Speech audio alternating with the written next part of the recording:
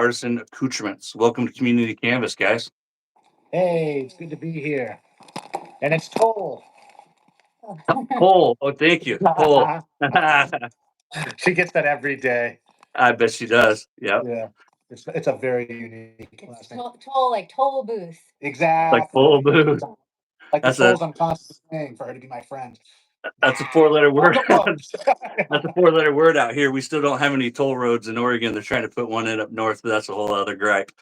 It's great to have you guys here. How was your Thanksgiving? How was your tofurkey? That What'd was you guys eat? good. It was good. It was, yeah, it was fine. I actually had some for breakfast, I think was Awesome. yesterday. Yeah. And it's like I didn't even think about it. I typically don't do leftovers. It's this weird food thing I have, but for whatever reason, tofurkey always hits the spot. So yes, and it's better Awesome. the second day, like pasta, right? I guess. This is like pasta, always. Yeah, always with pasta. Hey guys. Catch up on a few comments. Thanks for being here, everyone. Good to see you all. I hope you guys all had a great holiday and you're having a great holiday weekend. Legend has it that Barry can shave with a shard of broken glass. I love it in liquid hand soap. So I'll start off with first just giving you guys a quick introduction for those who may not know, because I always find myself wanting to assume that people know what I know. And so as a content creator, I try to approach it that you guys don't know what I know. So first of all, I have with me Douglas Smythe and Francis Towle, and they are the artisans behind Phoenix Artisan Accoutrements, a company that I review often here on my channel. And if you're familiar with my channel, you know that I love the work and the products that they bring to the market. I'm actually wearing one of their shirts and hats that I purchased because I am a PAA fanboy, and I appreciate what you guys do. You guys truly make shaving fun. The Advent calendar is a great example of that. But before I talk about that, because one of the questions I have from the community does regard the Advent, and the first one right out of the gate was from Jeff. And Jeff's question is, will there be more Advent calendars? And then what do you look for when choosing synthetic fibers, and any new brushes coming soon? So three questions in one from Jeff. Advent calendars, synthetic fibers, and any new ones coming. Okay. So great questions. The Advent count, geez. That was a a crap show this year. Yeah, the Advent calendar is it's a labor of love, folks. We do that because it's fun for us. It's something we want to do. We want to do something different. We want to do something special for everyone that can pick one up.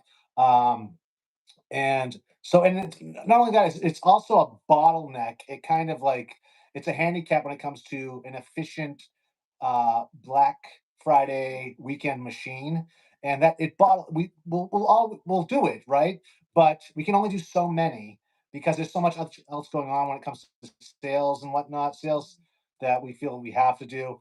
But really, like if all I could do was just advent calendars, I would. But they're so costly to make and produce because like it's not we do everything from me designing the box from the ground up. I designed that box and I suck at 3D design. Like that hurt my brain so bad doing that. But yeah, from designing the box, the artwork, the write-ups inside each window, um, filling the bottles, the soaps. Each bottle, though it's travel size, takes as much time to do as a full-size product.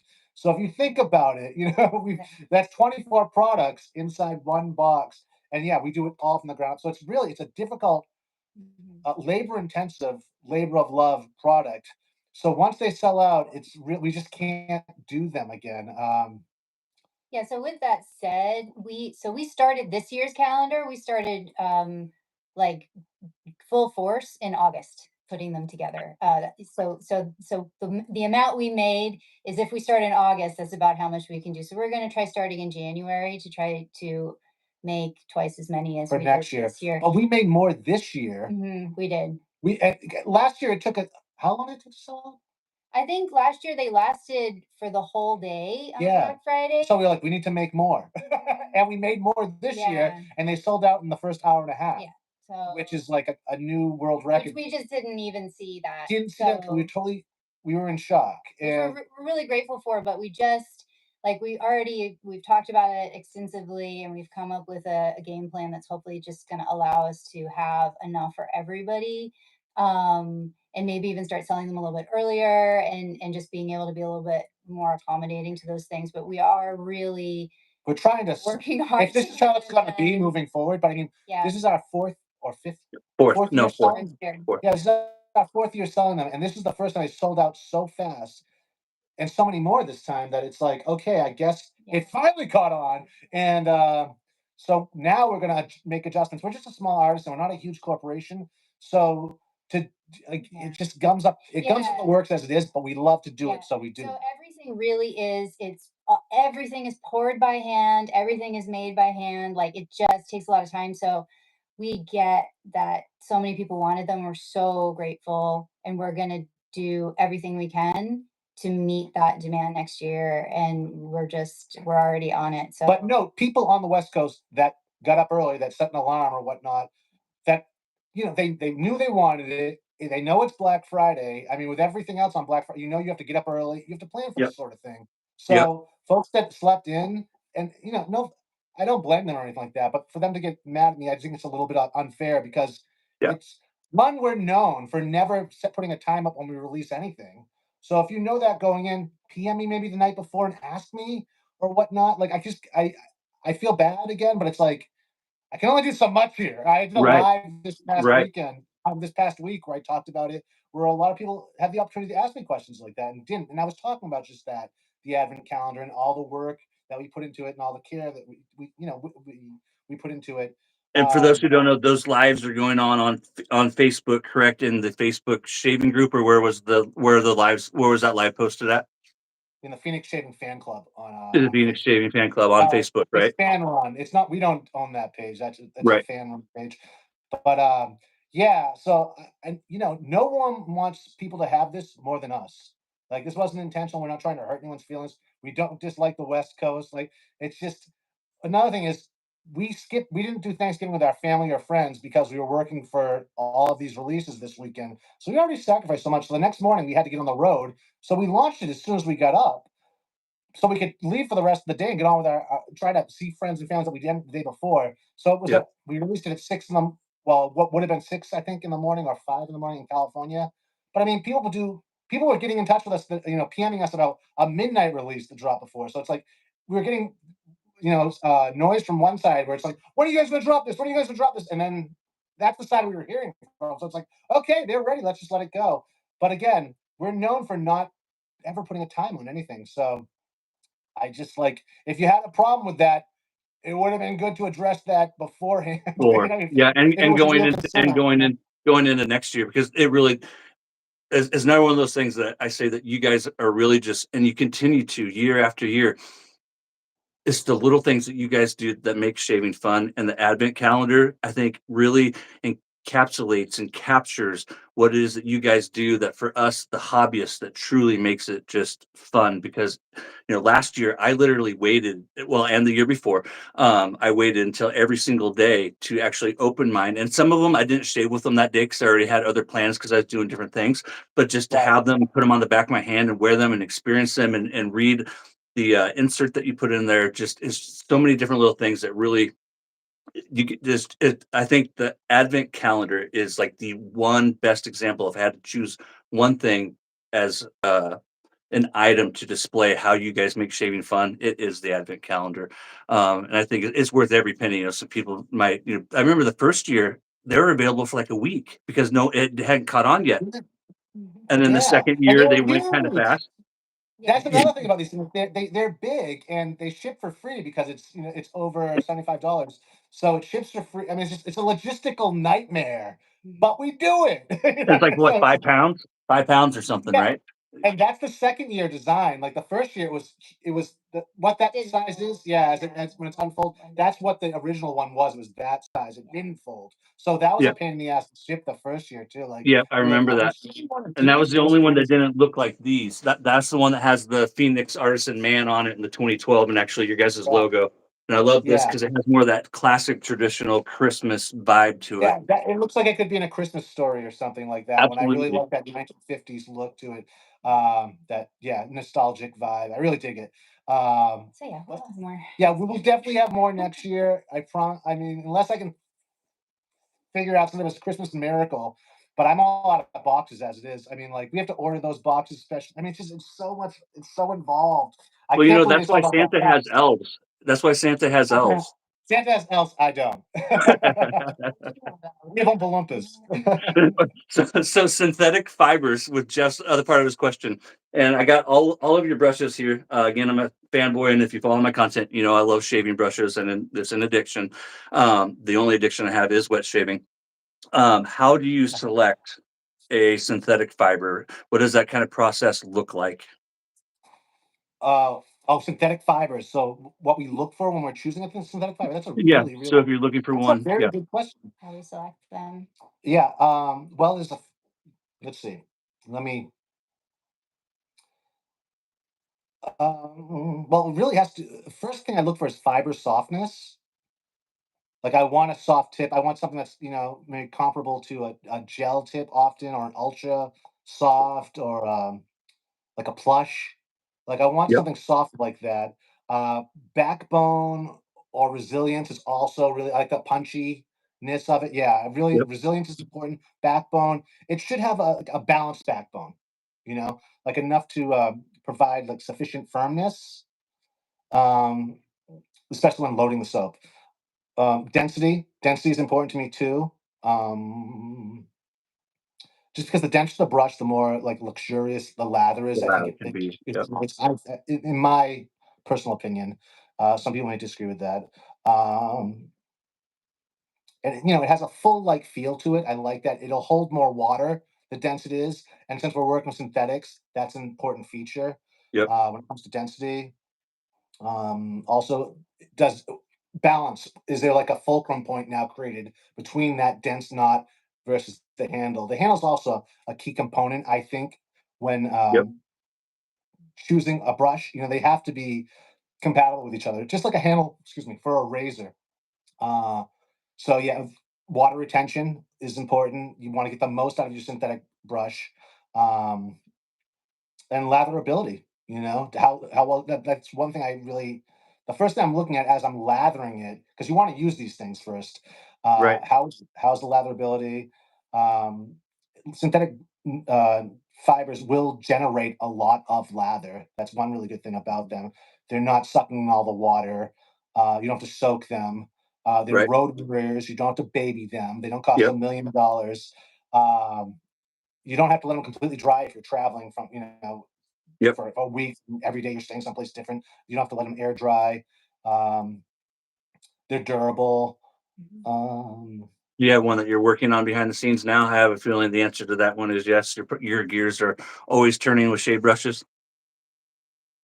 Because that was the third part of his question. Are you currently working on one?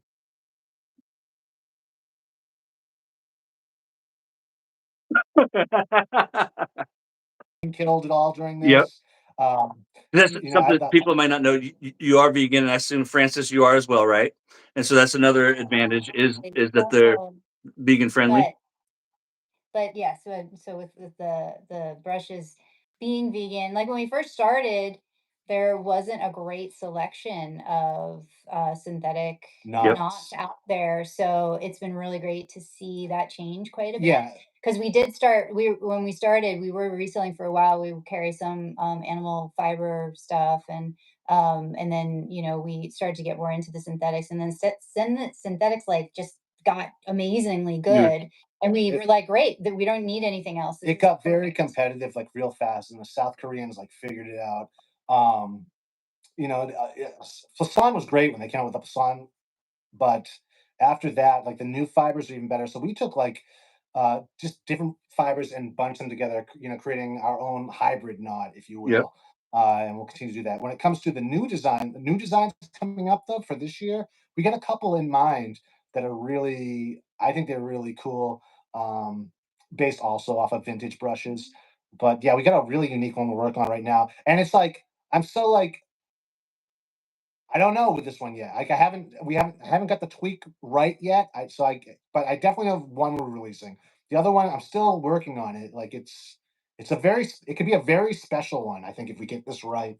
So yeah, that's what we get going on. I still love it. I love the Asturias, even though it's a smaller knot. And then generally, I'm not crazy about 22s, but I love this the fiber in this one. Well, that's another interesting thing. It's like the smaller the knot, the more it's like kind of like a razor. The shorter the handle, the more control you have with it. Yep. The smaller the knot, the more precise and good for detailed lathering it is. The bigger it gets, the sloppier it gets. So Yeah. yeah, if you're working around facial hair, especially, a smaller Yep. knot is the way to go. I find, but I'm pretty sure that's many barbers would agree with me on that. I don't know how to pronounce this guy's name. It's DH Rub, and then the last name was like Shanker. And it's a question it's a conversation that comes up often, even when I'm talking to people. I'm sure you get it all the time. Is there a new soap base in the works? Why? Right? Yeah. The Yeah, CK6 is perfect. do we need to make a better one? I mean, like the thing is like, but when we first started, we were like probably one of the first 5 artisans on the scene. You made one recipe of one formula, right? And then it turned to this. Then we started growing and becoming better artisans as the years progressed. So with every new year, you learn a little bit more. Another trick, and you keep. I like to think you keep putting that back into the product and making it better and better the more you learn. And I think we got CK6 where it's. I think it's a Perfect. great. I mean, just 3 swirls on a puck, and you have copious amounts of lather for 5 passes. Like when people start, and I don't know what people are doing, but I mean, it just seems like a marketing thing when you have to keep It is. creating a new. It's like penguin, fat, it's like Yep. doesn't shave. Does it? Yeah. And can you build a lather that maintains? Is it protective? I mean, is it coating? What's the post shave feel like? We got all Yep. that in CK6. I don't know why I Yep. would need to do a new one. Yeah. So I love it. I use it every day. I mean, that's not to say like there's no chance ever that we wouldn't um, start playing with new ingredients that maybe we want to try something and we find that it's got a significantly different benefit or does something unique. But I mean, we're not Glows in the dark. we Maybe a don't glow in really the have dark. like a plan for that at the moment. Yeah, I feel like So. that's dialed in. Like we got that piece there. Now we can build on top of that. But I think like people are always looking for this magic pill. Like it's like Yep. all artisan shaving stuff is pretty damn good these days. Back in the day, it wasn't, and I'll tell you why. Back in the day, you had to come up with your own recipe.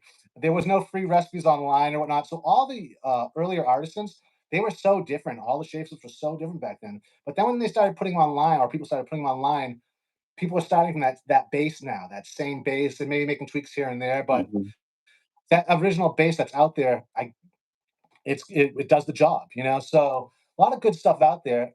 Um, In fact, I've seen some people release new bases that aren't as good as previous bases. So, but people are scooping it up, and I think there's something psychological going on there. Yes. Or like I said, artisans are just getting better as they go because cost of entry is so low in this hobby that, like for artisans especially, that they're just getting better as they go. And they're putting it back and they're doing what I talked about. So I'm not judging anyone in that regard at all. But I don't. I'm comfortable enough to say that I think we nailed it. I think we're good where we're at. Is what it all comes down to. Unless I want to sell more soap or make people buy the same soaps they love over and over again. We need to put all of our time into advent calendars. Yes. So we I love Yeah. it. so we I don't love it. have to, go down Yeah. that path because then we'd have to make 2 advent calendars. We can only Which make one. we did talk about So, today. but yeah, that's not gonna. We're just gonna try to make a lot He of. shot that down, but I'm like, okay, we can do 2 different ones. So East Coast versus West Coast version. Yeah. I love it. Um, Tanner asks to have it up. Yes, I do. Ray Rum, the shaving, will it return in the future? Oh yeah, that's a Cyber Monday tradition.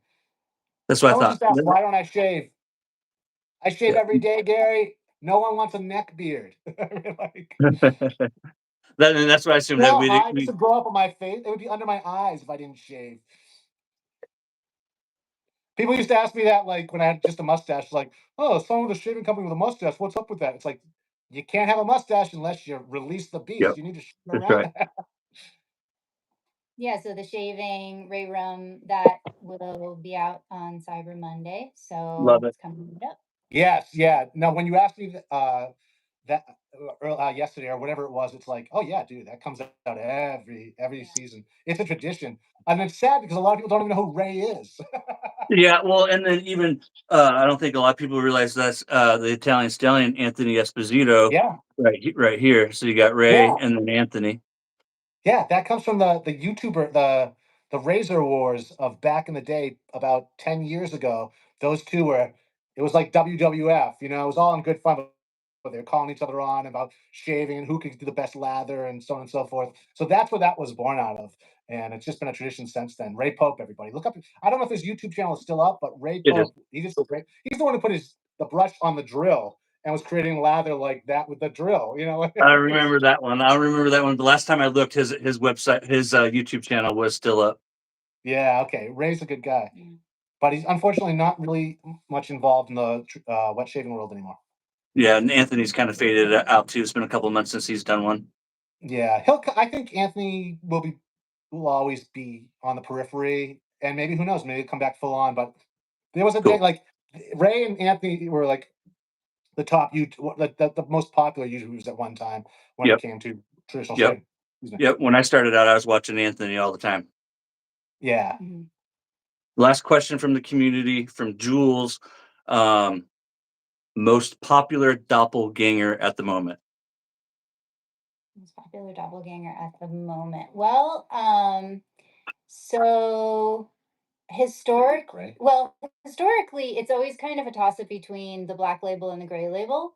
But we brought back F bombs, which has been doing really well. But the plum has, Plum is it cool. hasn't been Yeah. around as long as the other one, but it's kind of been more of like a sleeper scent. And as we've had it longer, it's been gaining in popularity. So I wouldn't be surprised if next year it's the most popular doppelganger that we have. But we've kept the gray label and black label around for so long because they're just always, really popular with everyone, and they just seem to really love them for totally And all different three of them reasons. are amazing. So, if anyone's wondering, Gray Label is Creed's Adventus.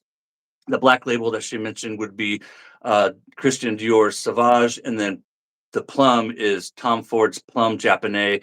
All three are amazing. My recommendation would be the plum. It is one that when Doug first said he would send it to me, it's like I don't know. I've never really found a plum scent that I enjoyed, and I did my first impression on video, and I was immediately won over by it. I have the entire line, even the deodorant, the shampoo puck, everything. And someone up above asked earlier if you recommend the shampoo pucks for daily use, and I think it was Manny. Manny, I use them every day. Every time I shave, it's a PAA shampoo puck. I don't see any reason why Because not. it's conditioning. Because it's conditioning, you could use it every day. Personally, my personal advice though is don't shampoo your hair every day. You can condition your hair every day, depending on how greasy your hair is. Condition your hair every day, but don't necessarily shampoo your hair every day. Especially the thinner your hair is. Every other day with that, because you want those natural oils in your hair to be there. You know, you don't want to Okay. wash them away every day. So a lot of guys get that wrong, especially if there's no gals in your family. You don't learn the right way. And I hate to say it like that. My mom was a stylist. That's how I know this. But yeah, so don't necessarily wash your hair every day unless it's super, super greasy. But even then, greasy hair often looks like you have product in it. So I mean, like, it's, yeah. Yeah. Hey, So what's up, Matthew? yeah, good to have you guys. I saw a few of you guys sneak in. Great to have you, Matthew. Good Hope Barry. you're Weren't you doing guys well, coming brother. together? There was a +1. Honestly, but all I was. Yeah, Orange Label is absolutely amazing. It really is. And that's still one of my favorite review videos. That was a great day. Often remember fragrances by where I was when I reviewed them. I find myself doing that. Droid Black is absolutely amazing as well. Yeah, you guys have so many good ones. So I got a question that I thought about asking. Where do so your library, I don't know what you call it, but the amount of soaps and splashes that you have in stock, do you have like a magical number that you try to keep that at? Like, is it 50 or Oh God, no, no. No, so 30, 40? no, no, yeah, That's low. We are, yeah, we have, I mean, we do have like a par, like a, like, but it's Never only, over 75. We try to but it's maintain. kind of a moving number, and it's really done more with just like knowing what you, it's probably more like, like, because you don't know what's going to sell. I mean, you have an idea, but like anything else, you've got like all these different variables. So, when we do a release for a new scent, we have an idea of how much we want to have on hand. Um, and we're usually within, a certain range of kind of hitting the nail on the head there. But we just we have honestly so many products that we're just constantly like making stuff all the time. I mean, we're never really like completely fully stocked, but we just try to make sure we have like, okay, that we're gonna have more of black label than maybe something that's not selling as much, but we don't have like a A super number. structured system.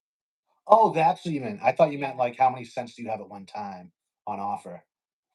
Well, that's Oh, Is kind of that what I meant. Yeah, yeah, yeah. oh, Right. yeah. No, okay? we don't have a specific number for that either. So Yeah, I'm again, sorry. It some fluctuates. exceed 75 is like, but there's sometimes, yeah, we have about like 70 something cents Uh-huh. available.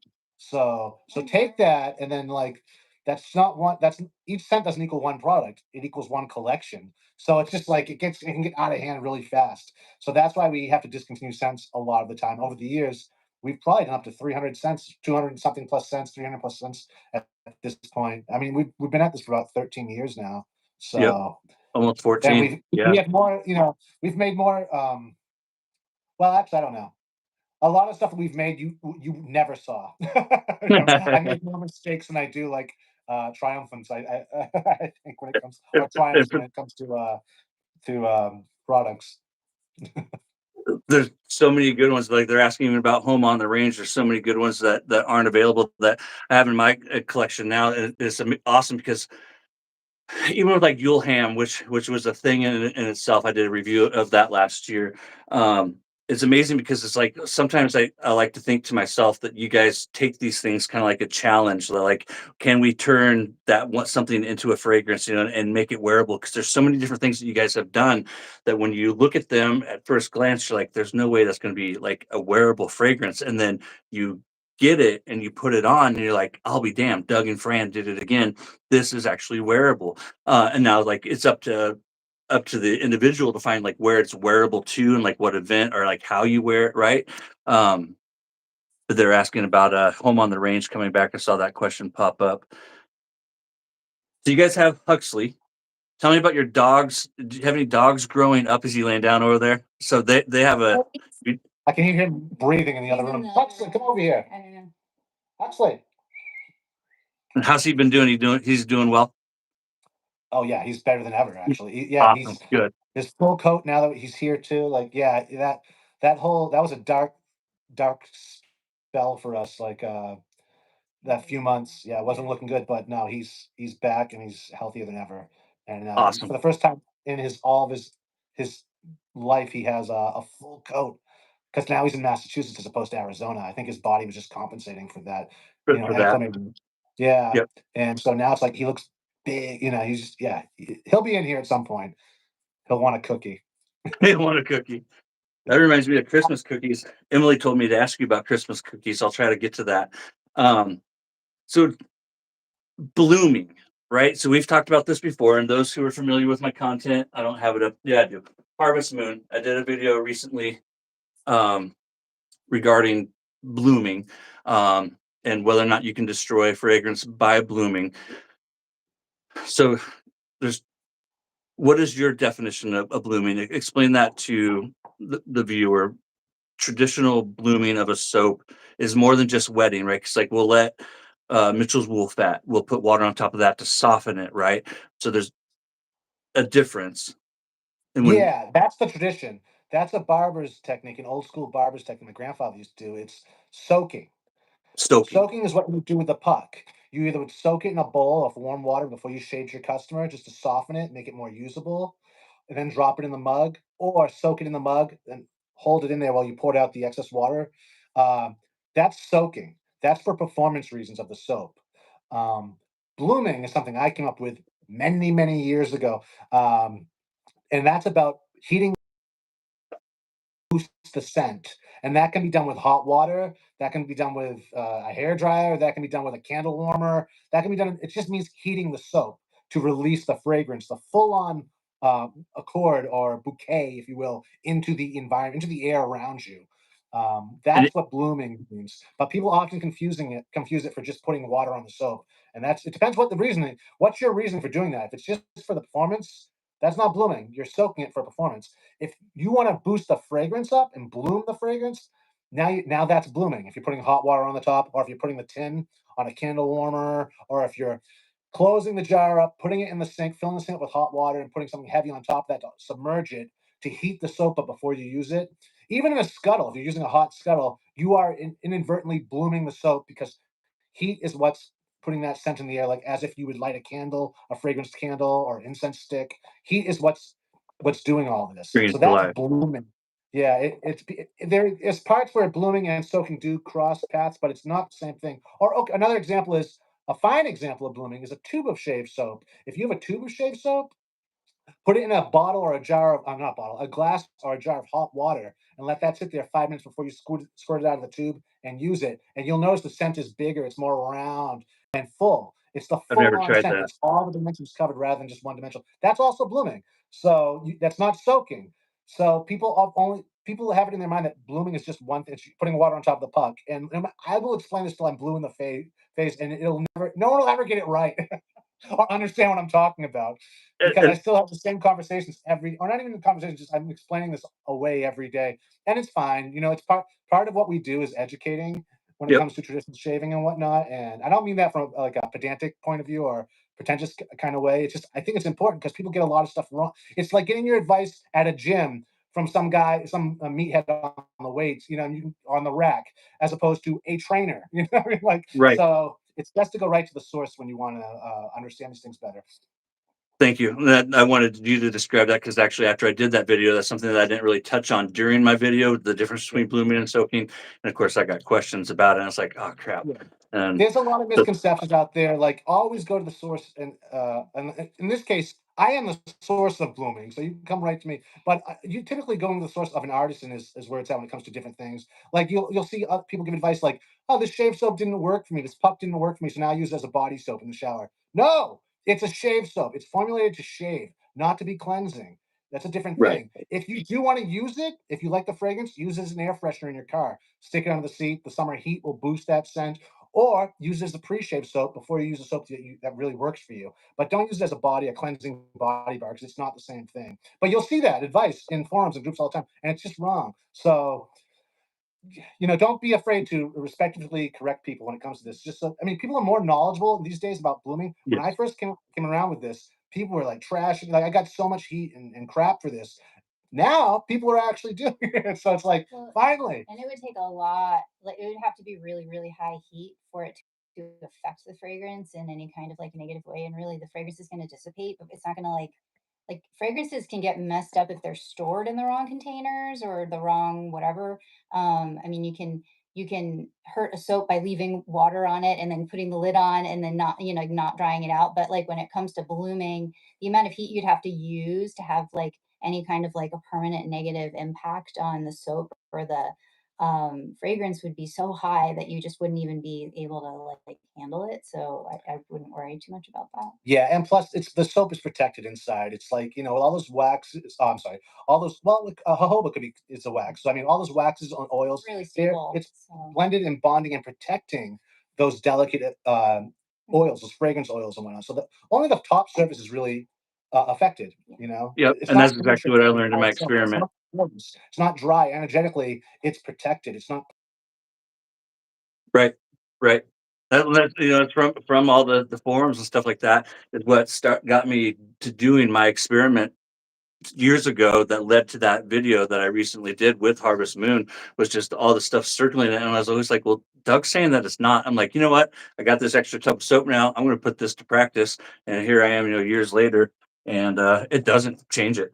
And any change is negligible and I think is in your mind. And I had my wife and daughter, help me with the smell test. And like, if anything too, with two of the tubs, the ones that we had been blooming actually still had a better fragrance to it. I don't know if that's because the other is like being brought more to life and more often rather than just sitting in here from scooping. Like this is one of my scoop tubs, but it does not diminish in any way, and that's something I learned Heat will firsthand. grow that scent. It's expansive. So I mean, that's what's going on. Anyone can do this, and that's the thing is like just test it, folks. I mean, we all have a soap that we don't like, don't use that often. Leave it open in your shower. You can let it collect water in your shower. Just dump it out at the end of every shower, or leave the water in there and then let it dry out at the end of the month, and then get back to it, and you'll see it doesn't affect your soap. It doesn't Yep, affect the scent, and it won't affect the pH and any of that. But I mean, and the water won't hurt your labels, test guys. it again.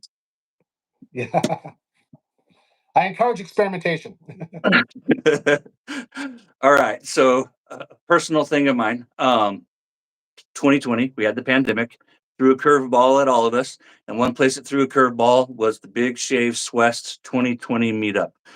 And I was actually really excited for that one, and Oh, something that made it even better was one of the world's best fragrances. He took this away uh, a year or two ago now. This has been gone a little bit. It was around for a while. Big Shave Swest 2020. I still have the whole line. I no longer have the deodorant or the shampoo puck or the bath bar because I ran out of those. But I still have my solid. Any chance of this returning, maybe even under a different fragrance name? And then how are we looking for the future? Have you guys like put any thoughts? I know life is busy, life is hectic. Can we anticipate maybe one day seeing Big Shave return? okay. Let's see. So nothing ever stays gone for good in the PAA universe. So that's that you could easily see that come back tomorrow. It's not, but or next week or next year. I mean, nothing stays gone for good. Um, as for the event, I'm still the trauma is still there. Like we were so invested in that time, Yeah. money, stuff that we never got back. Like It was like I like lost so 1 week or much 2 weeks, right? It was only a week or two before the event that the pandemic hit. Yeah. week. Yeah, like a week and a half, somewhere around there. But the thing is, my advice for anyone else throwing a meetup: when you're getting signage done for the meetup, don't put the date on there. 'Cause I can't reuse that stuff. But I mean, like I was so that T-shirts, you name it. Yeah, Yep. So like we were very invested in that, and it was like such a heartbreak because I mean, it took us like 7 months of organizing like these things, like an event like that. Like we couldn't do as many advent calendars as we're gonna plan on doing this coming year and do a big shave and run Right. our Yeah, business yeah, Yeah. and Yeah. yeah. travel and see our family, so a lot has changed for us That's too on true. our end. So it's a really different scenario for us to try to throw a meetup, and they are very they're very intensive to do. So You don't realize that, and I it's a don't free event know. too. Yeah. So we're so invested in it, and we throw a free event. We invite all the other artisans and vendors there to share on this platform. It's just so much bloody work, and yeah, it really broke my heart that we had to cancel that. I mean, obviously for a good reason, but I mean, like it really. And even the hotel they weren't going to give us our money back at first because it was a whole new thing. Like no one's ever canceled anything for the plague before, not in our Right. lifetime. So Yep. like you weren't insured for that. You weren't like so it was really like it was all the planning before and all the BS we had to put up with afterwards trying to recoup something from the Yep. hotel, like oh whatever. But I mean, just like so much fun. It just drained my soul. But that year was going to be epic. I had so many great tours planned. I had um, people from the History Channel coming to do ghost stories around the fire. We had the Tombstone trip that we were planning again. That would be our second year. I mean, it was really like I had a week long worth um, of trips and excursions, if you will, for people that arrived earlier. And it so much so that the day of would have looked small compared to the entire week before that because we had so much planned. And I was so into it. It was everything like I really Yeah. like wanted to show people about Arizona and like what we do. And there's one thing I'm glad we almost bought like 100 of those Mexican blankets for the ghost stories time. We didn't, luckily, but we would have been stuck with 100. Everyone would have got one free with their advent calendar. Uh, For those who don't know, before the pandemic, you had at least, it's fair to say, one event a year, right? And then 2020 was going to be even bigger than the years before, yeah, we had 6 of them, the big shave events. The leading West up to Coast the. was in Pasadena, California. There was the Yep. East Coast one in Florida, Fort Lauderdale, and then there was finally in our own backyard in Arizona. That was things. We were also traveling to do these events and other people's. We never had it, and it was always difficult. We always make it difficult for us. It's like plan an event in another state across the country or whatever, and we kept doing that. And finally, and everyone's like, "Could you do one in New England or?" It's like I'd like to do one in my backyard. So finally, we did that, and when we did that, it was the best one yet because, of course, it's in our back. It's in our area. We know everything about that place. It's like the Minutemen versus the Redcoats. uh, are your roles? So I'm going to put these in the description, guys. Links to other interviews that they've done before. About 5 years ago, you did an interview with, I can't think of his name. He has the Phil's Aid channel, the French speaking guy. Oh my gosh, I should have wrote down his name. Phil, right? Phil, French. Oh, you're talking about from the other sub company, Uh-huh. the Canadian sub company. I think Honore and Victoria. Thank you. Yeah. He's is it you? That's who you mean? Yeah, and you 'Cause guys we did did an the interview. interview At the outside. big shade. Yep. At a pool Yeah, in that's the front of the big pool. shade. Yeah, Yeah, that was at the big shade. outside. Yeah. So in that video, he asked you guys a question about your behind the scene roles. And again, guys, I'll put these videos in the description so you can go check them out more. And you guys talked about your roles within the company, and you spoke about how perfuming was kind of your baby, and that Fran was playing more of a logistical role. Have your guys' roles stayed the same since that interview and over the years, or has Fran kind of taken a different? No, I don't know. I don't know if I said that. We've always like I do a lot of framing. Fran has always done framing as well too, Right. especially when she had her own company. Like I mean, like yeah, we both we share that role, but I was doing the majority of it maybe at that time, but like we both do it. So And yeah, I, I and might have so misspoke. That was a weird interview because it was like French and English, so yeah. I might have like misspoke. But Yes, no, it we was both. French and English. Yep, yeah, it was French and English. Yeah, and the French subtitles are on the screen. You guys were speaking in English, and then everything had to be translated. It was kind of Yeah. a broken up interview, but it's cool that you're outside. Because for those who don't know, Fran did Pedal Pusher Fancies, and like so, this is one of your original fragrances. And then How to Grow a Mustache. 2012, you guys for sure. I can't believe it's already been almost 2 years since your 10th anniversary. That's just crazy. Yeah, you can send it. She will answer you. She will. And so, yeah, if you guys, I'm also gonna put it in the description as well. Fran and Douglas both are really good about getting back to you. There's the chat thing on their website, and then also you can email support@phoenixshaving.com. Is that right? Something like that. And Fran will answer you. And then another great way to communicate with Douglas is on Messenger, and even Instagram as well. But I find he's a little quicker if you send him a message on Messenger. That kind of has how it works for me too, because the way it pops up on my phone, I think Messenger is just easier. Yeah, and Instagram, I'm not on that. Like, I'm not on that daily like I used to be. I just, I don't, it's a time thing really at the end of the day. But yeah, I'm on the chat too on our site too. Like me and either I or Fran will, and we'll be answering you on the chat box. We don't like let anyone else answer questions about our products Yeah, except it's us. not a bot, and that's something I was first impressed about years ago when you guys first started doing that. I started playing with it, and it was like, I don't know, 2 o'clock in the morning. I think I'd been drinking some I beers. screw people. It was a I new pretend to be feature a on your. boss. It was a new They're like feature, demons. Yeah, and I they ask her, expected. they go, "Is this Doug?" And I go, "Well, my name is Doug." And they go, "But is this Doug?" And I was like, "Well, Doug only hires other Dougs, so I am one of many Dougs." And they're like, "Really? He does that?" Yeah, that's basically how to win because it was a brand new feature that you guys had on your website only a couple of weeks years ago, and I was like, no way. I'm like blank blank. I'm like, oh, Oh, it is man. him. I was on the side of Machu Picchu as we were hiking up that Mount Machu Picchu, helping out customers. Like I That's will help. I awesome. will pull over on the side of the road if I'm driving, and I get like I will always stop what I'm doing and help. To much to her chagrin, and stop what I'm doing to help the customer out to the best of my ability, even if I'm in another That's country awesome. on the side of a freaking mountain. Um, Yeah, I That's mean, so Doug. so what is cool though is like usually when we're out like hiking and we can get like out of range of a cell tower, then maybe for like 45 minutes. She tries to get me out of Actually, range. try driving places where we can't get any communication, so that we just, we just take a little bit of a break. But honestly, like unless we're asleep, like we kind of both just made a commitment a long time ago to just like as long as we could, like help customers. Like why would you, oh, it's Sunday, I don't want to talk to anybody. Like it's just Yeah. easier for everybody and provides a greater experience if you have the time, check in, make sure everything's okay. And I feel like we've been doing this for so long. It's just like a part of our world now. And it's, aside from the hiking away from cell phone towers, which isn't that hard to do around here.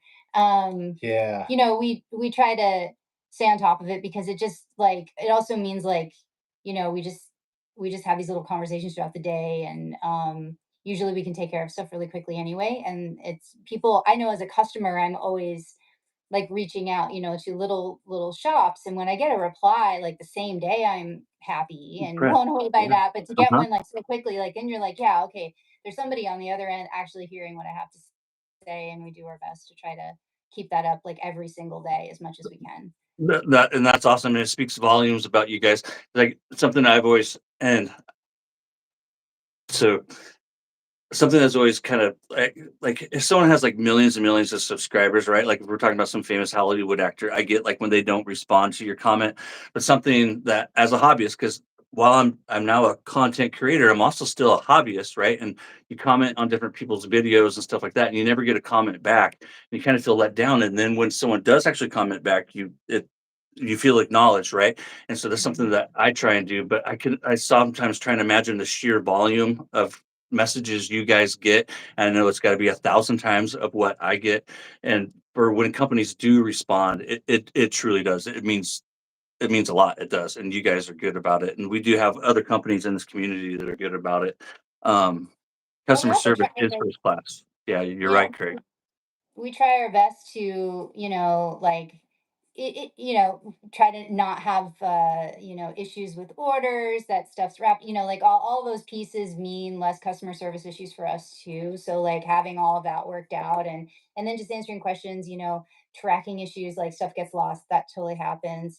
But if we're answering consistently every day, it's never like a lot of work Build at up. any one time. We just like take it on as we can. And so it It's just doesn't, what we do. yeah, it doesn't, it does, it's just, it's honestly like, I don't, it would feel kind of strange not to do that every day. So, Yeah, and it would also, I don't think being disconnected or that, buffered from your audience is a good thing ever, especially when you want to give people what they want. Like, I mean, like, so I don't think that's a good thing. When people start doing that, I don't know. It's not.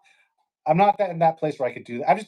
It's not in my genetic makeup to do that. Like, I want to be Yeah. involved. I want to be Yep. part of it. I want to be really accessible. Again, much to her chagrin, but it's just that's how I'm wired. I love it. And it's, I and love honestly, that gets me into a lot of trouble too.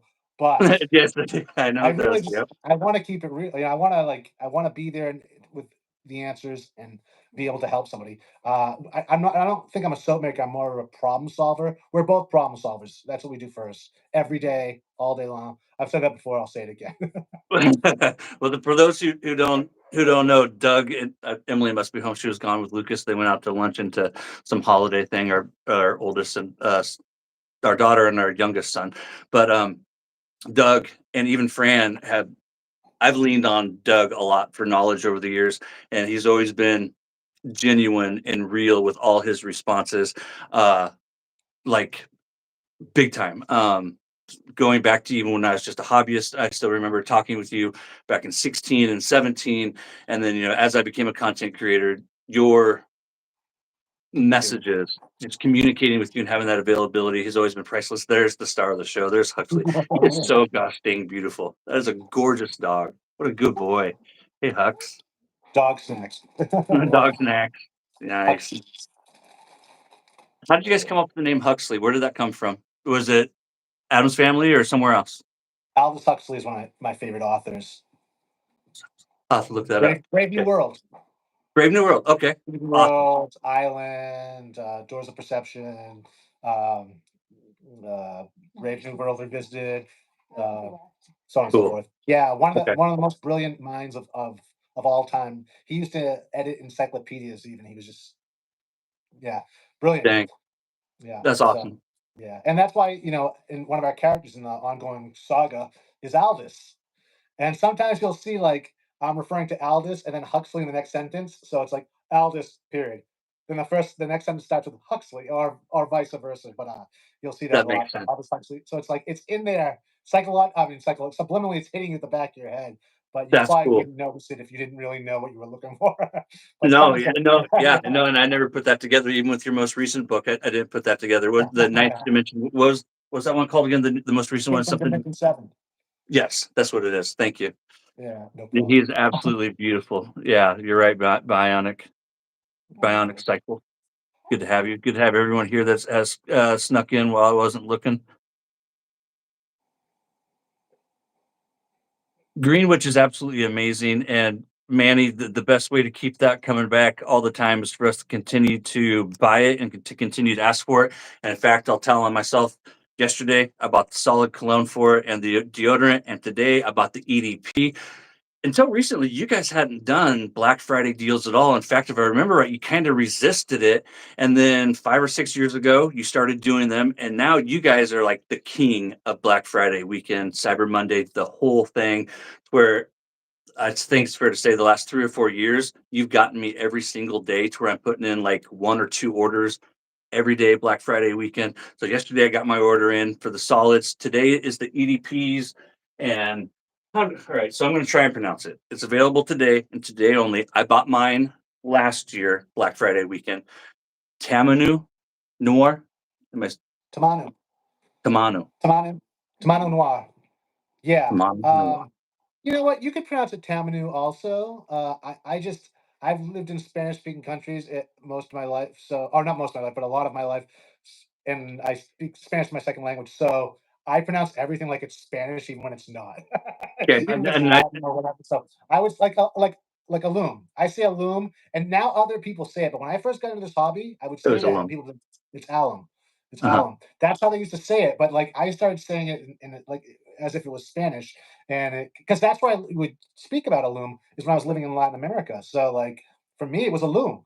But so it's always funny when people correct me. It's like, I'm sorry, like I know how you say it, but there's no really right or wrong way to say something like that or anything in the world, you know. Well, this gringo knows that noir is night, correct?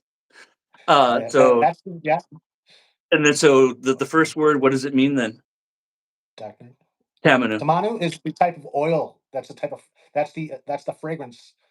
And That's the that's essential basically like oil. an orange, right? Or something like that? Or what is it? Where does it come from? Well, the tamanu it's a very interesting extract. It's it's got a nuttiness to it. It's not an orange, it's not a bitter orange. It's almost like it has a gourmand Yep. like flavor to it. It's a very nutty, um, mealy almost type scent that I fell in love with. I'm trying to think where it was. It was before the Chicago meetup. Actually, you know what? I think it was the second Chicago meetup I brought it there. And what it was is I was walking down the street in Chicago, and this scent wafted by me, and it was like I don't know if it was like springtime or it was the end right before winter or if it was fall, but there was a scent in the air that reminded me of the scent of Tamanu for whatever reason at the time. Um, and so that's why I used it for that second year in Chicago.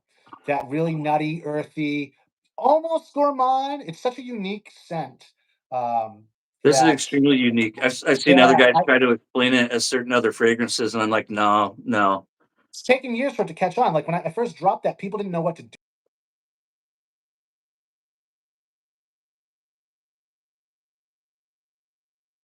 Am I breaking up? He's breaking up on my end. Oh no. Are you guys still there? Am I still here? Nathan, if you can still see me, are you there, Doug? Or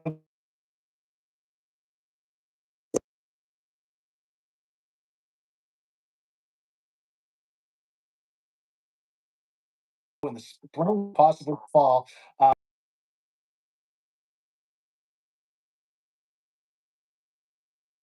No, I was only able to hear parts of it, but I caught the tail end of Chicago.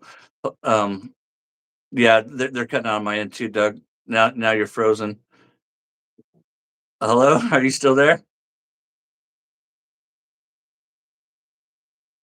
Before I completely lose them, guys, I'll have giveaway in the replay. If it doesn't pop up, if I don't have a chance to talk about it, check the description. Are you there? I heard you say sure. This is a great fragrance, though, you guys. Only available today if you can still see me. Are you there? I just saw you move a little bit. Hey, stay with me, Doug and Fran. There you are. I see you now. We're back. We're live. How you doing? I got you. No, you're still there. You're, you're there, Doug. Maybe. Yeah, thank you, Spooky. There we go. So what didn't you hear? The last part about Chicago, and just that you discovered it there. Yeah, so Tamanu is very reminiscent of whatever I experienced, whether it was spring or fall, I can't recall, about the Windy City. And yeah, Tamanu, it's a nut. It comes from a nut, Tamanu oil, and that's what gives it that nutty, earthy, mealy type scent. It's so tough to describe. I never want to use the word mealy when I'm describing a fragrance that I want you to wear, but it has that to it. But really good stuff, and it's often used like topically too, in a medicinal kind of Okay. way, aside from the fragrance. So it's not typically used in perfuming, and so yeah, I think it's great. I I hope you caught all that. I went on a little rant. I think, but Yeah, no, that we you probably that weren't that there part then. came through. Real quick before I forget, someone asked, "What watch are you wearing?" I've noticed it too. What watch are you This it's a Casio. No, no, no. wearing? I wish it's It's an Apple Apple Ultra. Watch Apple Ultra. Ultra. Okay, awesome. I knew you were a Yeah, this is smartwatch. it's in a funky band right now. Okay, Like I popped it into that, but that yeah, looks Fran's cool. not a band, but it really it protects it, and it's something I just think it looks like a Tic Tac. But I'm a huge fan of the Apple Ultra right now. It's currently my favorite. Tic Tacs are good. Addison says cool. That's all right. It was Addison who asked. And yes, bionic cycle technology is great until it isn't. That's why I call it witchcraft. It's like witchcraft. Mealy, maybe smoked brisket would be a good scent. Or smoked. Well, he kind of did smoked brisket before. That's the thing too. Like I want to give him a plug real quick. Brian Foley. If you guys haven't checked out that Facebook group, the Phoenix fan page that was first created by James, and then Chris had a hand in it. And Doug and Fran do not run it. It is fan ran, but Brian Foley has put together an encyclopedia, if you will, of is it all? Has he captured all of them yet, or is he still working on it? Um, but the PAA database is He's what he got I calls feel it. it's got probably Now, 99%. yeah, He's the yeah, he's archivist. the archivist, and as a content creator and just as a hobbyist and a fan, I refer to it all the time to go look up things because there's been a couple of times that I haven't been able to find a fragrance and the scent notes. A great example was just not too long ago, the live with Matthew and I couldn't find the scent notes. I went and looked on the internet, couldn't find it, so I went to the PAA fan base, and boom, wouldn't you know, Brian had it, and so it was perfect. So like the amount of fragrance, and so often like I try not to even recommend stuff to Doug and Fran because no matter what I think of, he's probably already done it. And so like literally the list of fragrances that these guys have done is insane. If you go look at that database on the PAA fan page, and I'll put a link to that in the description for the replay, you'll see what I'm talking about. One more thing Yeah, I he did got a for great you. job. He So did that you all by guys himself too. all by himself. Yeah, no, he did. And I DM I with didn't him. ask him to do that. I didn't hire him to do that. He just did that out of love for the hobby, and Yep. it's super cool. And it may be a little tough to find because it's not under file. It's a pinned post, Yep. his spreadsheet. So yeah, it's epic. Even I look at it too because either that or I'm scrolling through my Instagram trying to find everything we've ever posted and done. But there's some stuff that like one offs that I will forget No, I believe it. I believe since it. I'm I so believe it. Um, so conversation that I have with people often, and I draw my own conclusions from it. just because you guys over the years you've always you for a good portion of time you've done this to where you send things, new products to content creators on YouTube and elsewhere, to use your products and review them. Uh, how influential are the influencers? How much of a key part of PAA success do you credit that to? Um, because I noticed that you guys and you guys are at the top, in my opinion, and a lot of people's others' opinion.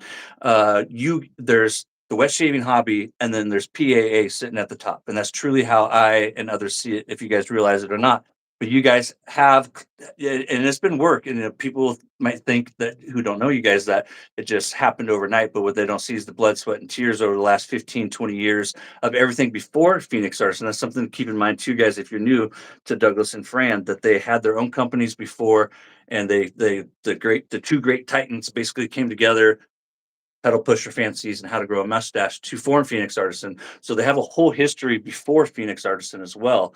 So and that's all part of, I believe, your success as well, to bring that up to where you are Well, yeah, we today. also, I personally also made every mistake in the book too, starting out. So like, it's just a fear, and a lot of the times it's me getting in the way of myself by being Well, an and that's idiot. part of coming But to learning of along as getting I go.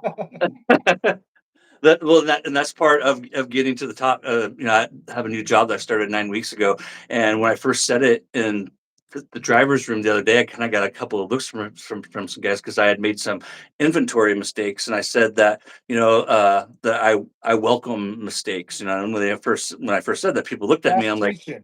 it gives me Best an teacher. opportunity to learn, and the more it hurts, the more I learn from it. And I made a Yeah. couple of big mistakes with inventories that the next day it really cost me time and effort.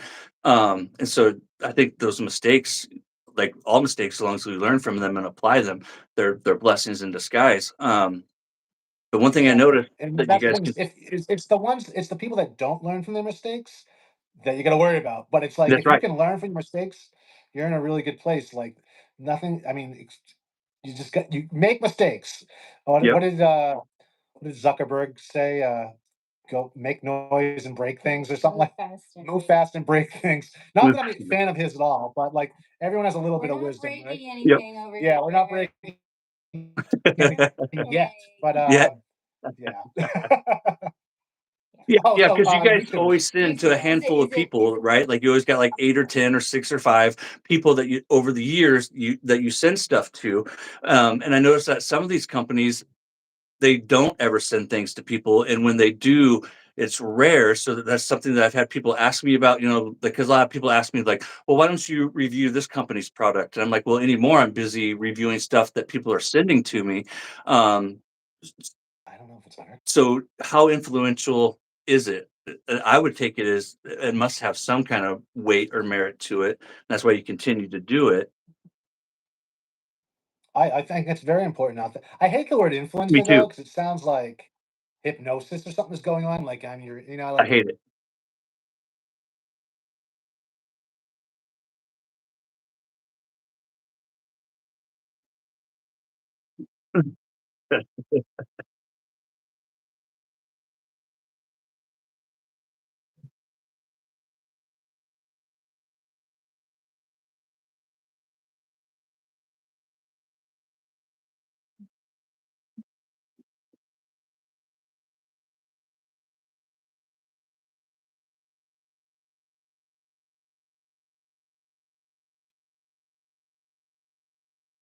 Once.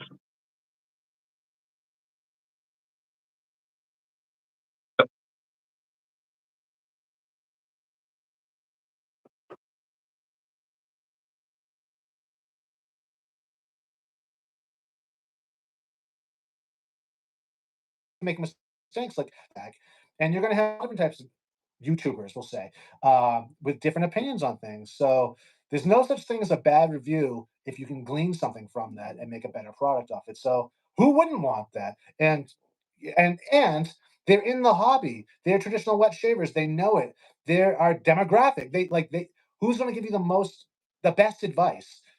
Just sending it to, because there are influencers out there that are people that you send everything to and they review everything, whether they know the product or not. That's an influencer. They'll review everything. That's not what you guys do. You guys aren't influencers. You're hobbyists with an opinion on these things. I like that. So I don't like influence. I think it cheapens what you do. If it's someone that will review anything or talk about anything, that's an influencer. There's like companies that they're always sending me stuff like send stuff to our influencers, and it's like this some girl who does makeup tutorials. You want me to?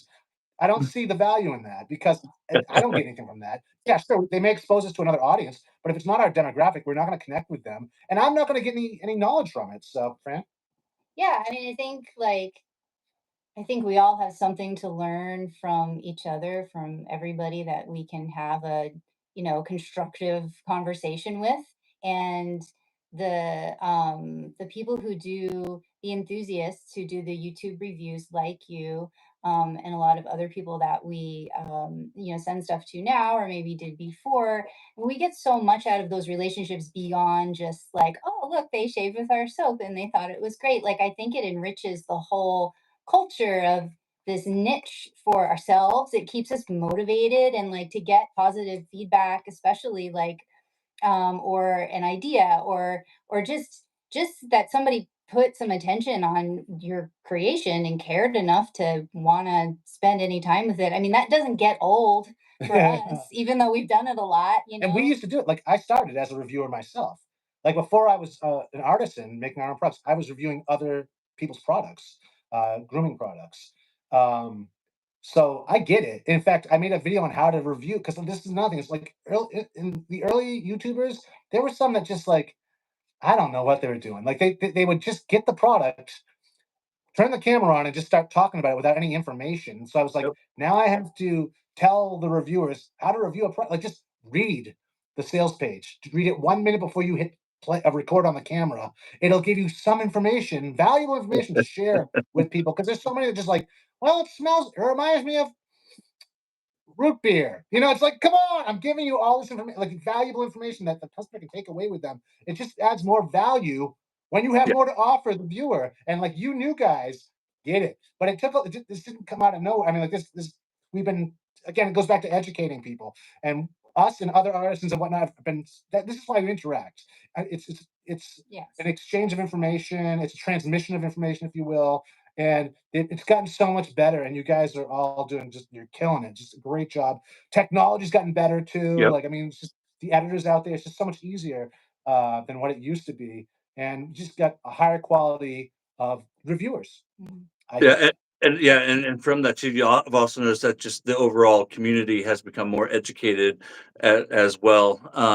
I think part of that has to do with all the different forums because like, when I started, we didn't have any of the websites like the Instagram, the Facebook, that kind of thing. Those platforms existed. Like there was Facebook when I first started wet shaving, but you didn't have the community involvement like we did today. So you had the different forum websites like Damn Fine Shave and others that you could go to and get information.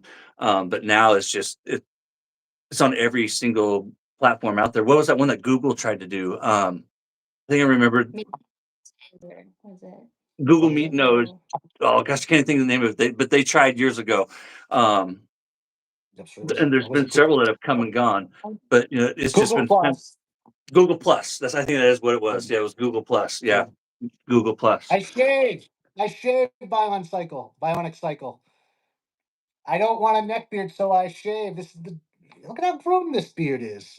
Yeah. I shave every day.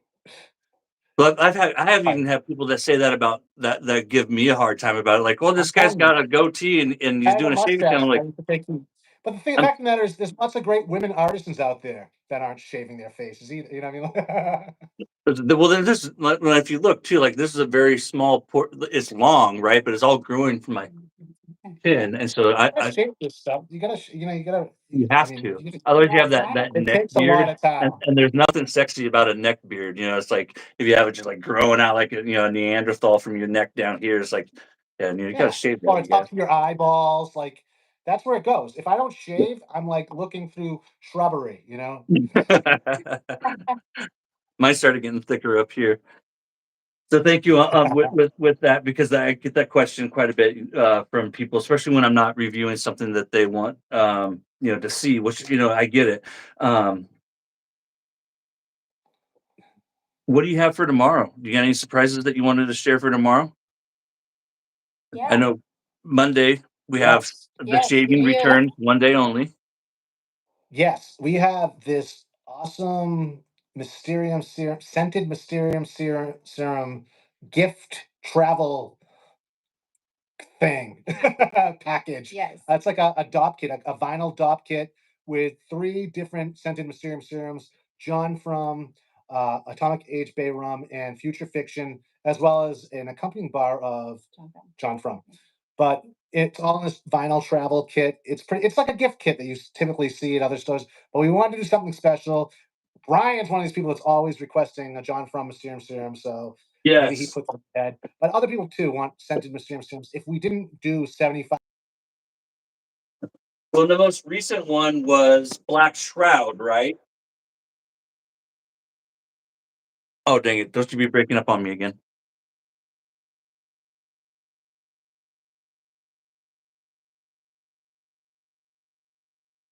what's going on? Is it Well, You're if you're back on now. that one's better. You're back German's now. better? Turn You're one's back now. better. Yeah. I think Yes, most it recently, is. I is there still a know, I delay? don't know. I see you. You're back. I'm back, You're back. right? I got you. Okay, good. So most recently you did Mysterium Serum, so I love that. So it was Future Fiction, and then what were the other two? You said John from an Atomic Age Bay Rum Mhm. and a body bar of John from body soap. And yeah, it's in a cool clear vinyl gift pack. It's actually it's reusable, so you can use it as a dop kit or awesome. for travel. It's great because it's clear, so you can immediately see where stuff is when you're fumbling while you're traveling and whatnot. Like dop kits are great, but I don't know if it's the best travel thing if you're moving quickly from place to place because you got to dig through this stuff and find, and especially it's opaque. It's leather typically and whatnot. These clear ones, I like the makeup bags. Girls use them as makeup bags a lot of the time. Not this one, but stuff like that. They're clear, and the reason for that, or even stylists use these things because you want to be able to see what you're reaching for really fast. Especially in a shave kit, I think there's sharp things in there too that you Uh-huh. want to be able to move around. So yeah, I think it's great that it's a reusable product, and I'm super stoked to release it. I like that. There's When I do my outdoor shaves, something I don't ever show is I got the freezer big Ziploc bags that I put everything in different little baggies, and I put it inside there so that I can actually see through it. It's one of the things I put in my backpack is a big Ziploc bag that I use time and time again. I put things inside bubble wrap and then put it inside there, but I can actually see when I'm reaching when I'm reaching down into it. So I like that. Yeah, I think it's okay. And so that was something we had in mind as we were choosing the packaging for this. But yeah, so that's coming out tomorrow. We'll also be dropping a special at two, which typically comes out in March. That's our homage to Brute, but we've been getting a lot of requests for that lately, and March isn't coming quick enough for some of these guys. Yeah, More so we have special than a mine. special Sorry. More new special. Oh label, man, a new special label. label inspired by this weekend's events. So yeah, I worked on it this morning. Awesome. I love it. Okay. Yeah. Okay. So I got Yes. that. So, So so there's a not this little bit one. of And then we're doing 20% off Star Jellies too. So. and then there'll be 20% off of Star Jellies too tomorrow. Awesome. Awesome. Yeah. Mysterium Serum is still like the best it is. And I think that's you guys still offer a 7-day money back guarantee on Mysterium Serum, right? Um, Yeah. it's We were actually fabulous. just talking about that. Where it Well, is it's like we've so only ever gotten back, I think two or three. Like, so I it's use it on really my whole like, face. Like I do. Like I use it around here, up here, even sometimes behind my ears if I get dry. Because one thing people think of Oregon as being wet, but it's not like a humidity kind of wet. There's not a lot of moisture in the air, especially on the dry days. The air is actually quite dry, and so this time of year, especially, I get super super dry. Like my fingers are cracking and stuff like that. oh yeah. Mysterium Oh Serum is yeah, it's great. amazing. It's a great all over moisturizer too. Yeah. But yeah, I definitely use that, especially in the winter. It's great. The thing is, you want to keep men don't often get this kind of advice or even permission, but you want to keep your skin moisturized because you're working against gravity and age, which is drying out your skin. You can have dry skin that's going to tear and throughout the day, or gravity's going to pull it down. If it's not moisturized and elasticy from the moisturizer, those Yep. tears are going to stay there and be very visible. But if you keep it moisturized, it's more of a defense against gravity and the everyday wear and tear of living. So men don't often think that way. They don't, not until they're in their 60s and they look at their skin and go, "What the hell? I laughed too much." No, you just didn't moisturize enough. Yeah, Right. Well, that I think it was so I'm 47 now, and I think it was probably in my early 30s, and I started noticing, I was getting older, and I said to my wife, I'm like, I'm not going to get old without a fight. And I think it was somewhere around I was 33 that I started getting more health conscious and actually started looking to apply moisturizers and stuff like that because I think about now somewhere that in my said, all that said, like guys will also really aggressively rub moisturizer on their face. You don't want to do that. You want to be very gentle too when you're putting this on because the way you put it on can cause damage to your skin too. The older you get, so yes, like so under be my very eyes, I gentle use with my it. pinky. Yeah, Yeah, I was I've trying seen to use my guys on pinky. like in ads on like Facebook, like for man moisturizer, and they're like rubbing this stuff. It's like, oh god, guys, it's like no one even told you how to use that stuff. So I mean, it's once you get down to basics, though, like yeah, you're doing yourself a favor. Someone's asking, and I've gotten a few questions about that. You're doing yourself a huge favor, and I'm telling you guys, Mysterium Serum. Use it after you shave, and use it wherever you're worried about dry skin. I swear by Yeah, Mysterium Serum. Um, niacinamide, retinol. We offer a bunch of different products that are just yeah, and great there's for your skin. And hyaluronic acid in this. All the good stuff. So and yeah, so, that's a great. So Mysterium System's great during the day. Like like our retinol is something you want to use at night, only because it creates a sun sensitivity during the day. I've So still never tried yeah, that one. I need to buy it. yeah, That, it's pretty awesome. It's pretty awesome. that's what I've heard. I think so. Yeah. Malbolge and Briar. Are those coming back this year? People have been asking, and they're talking about it in the comments now. Yeah, those are two of my like original, Yep. pretty old scents. They are probably not coming back this year. They probably, if they come back, it would be some point next year. We did bring them both back last year, but Yep.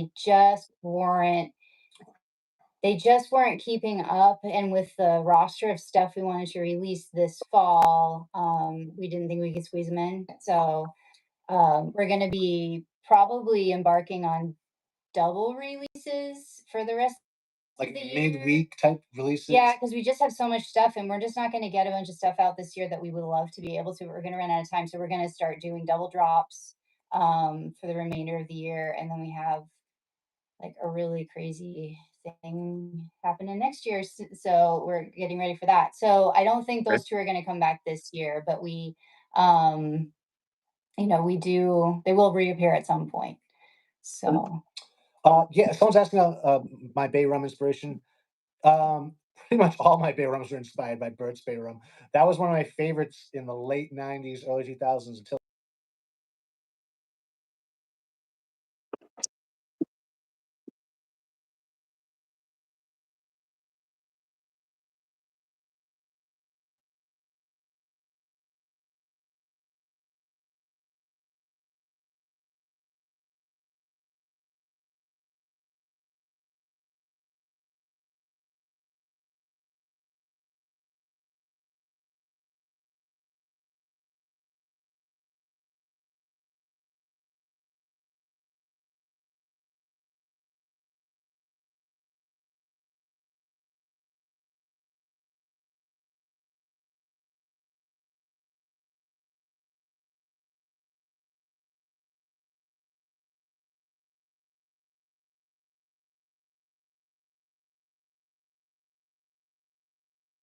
Yep.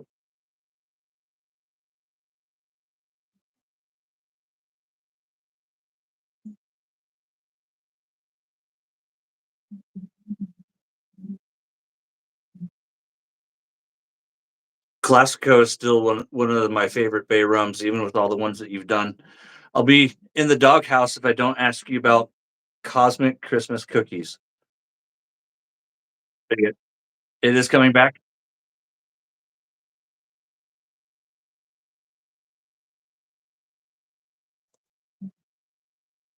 Oh,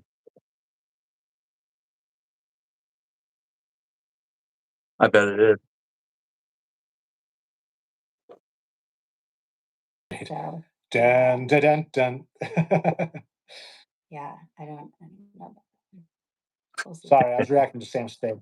Yeah, we do. Every time we move anywhere, our internet is always like the last thing on the list, really, it seems. We're always like on the periphery of like wherever we're living, where the internet is just yeah, we have an online business, go figure. Should we try switching networks? I don't Yes, know I what yes, I do, Mike, you're right, Long Island shaving. My girls, they decant the Cosmic Christmas cookies. We're on our 3rd. I need to buy my 3rd bottle of it, I believe. They go through it, and I decant the Cosmic Christmas cookies for them, and they wear it as a perfume, and throughout most of the year they do, but especially heavily this time of year. And so I mostly just use the Star Jelly when I shave because I trying to save it for them because, like, I've literally gone through it's either 2 or 3 bottles. I think I'm on my 3rd, but it might only be 2, and I think I need to buy my 3rd, but regardless, it is a huge hit with the ladies. Ah, Yeah, people w we have so many, like, holiday scents that it's like we kinda got ahead of ourselves, like, there's not enough time in this like, I could release a new holiday scent 2 a week, 'cause with what we have Yep, in our, I don't know, library, toolkit.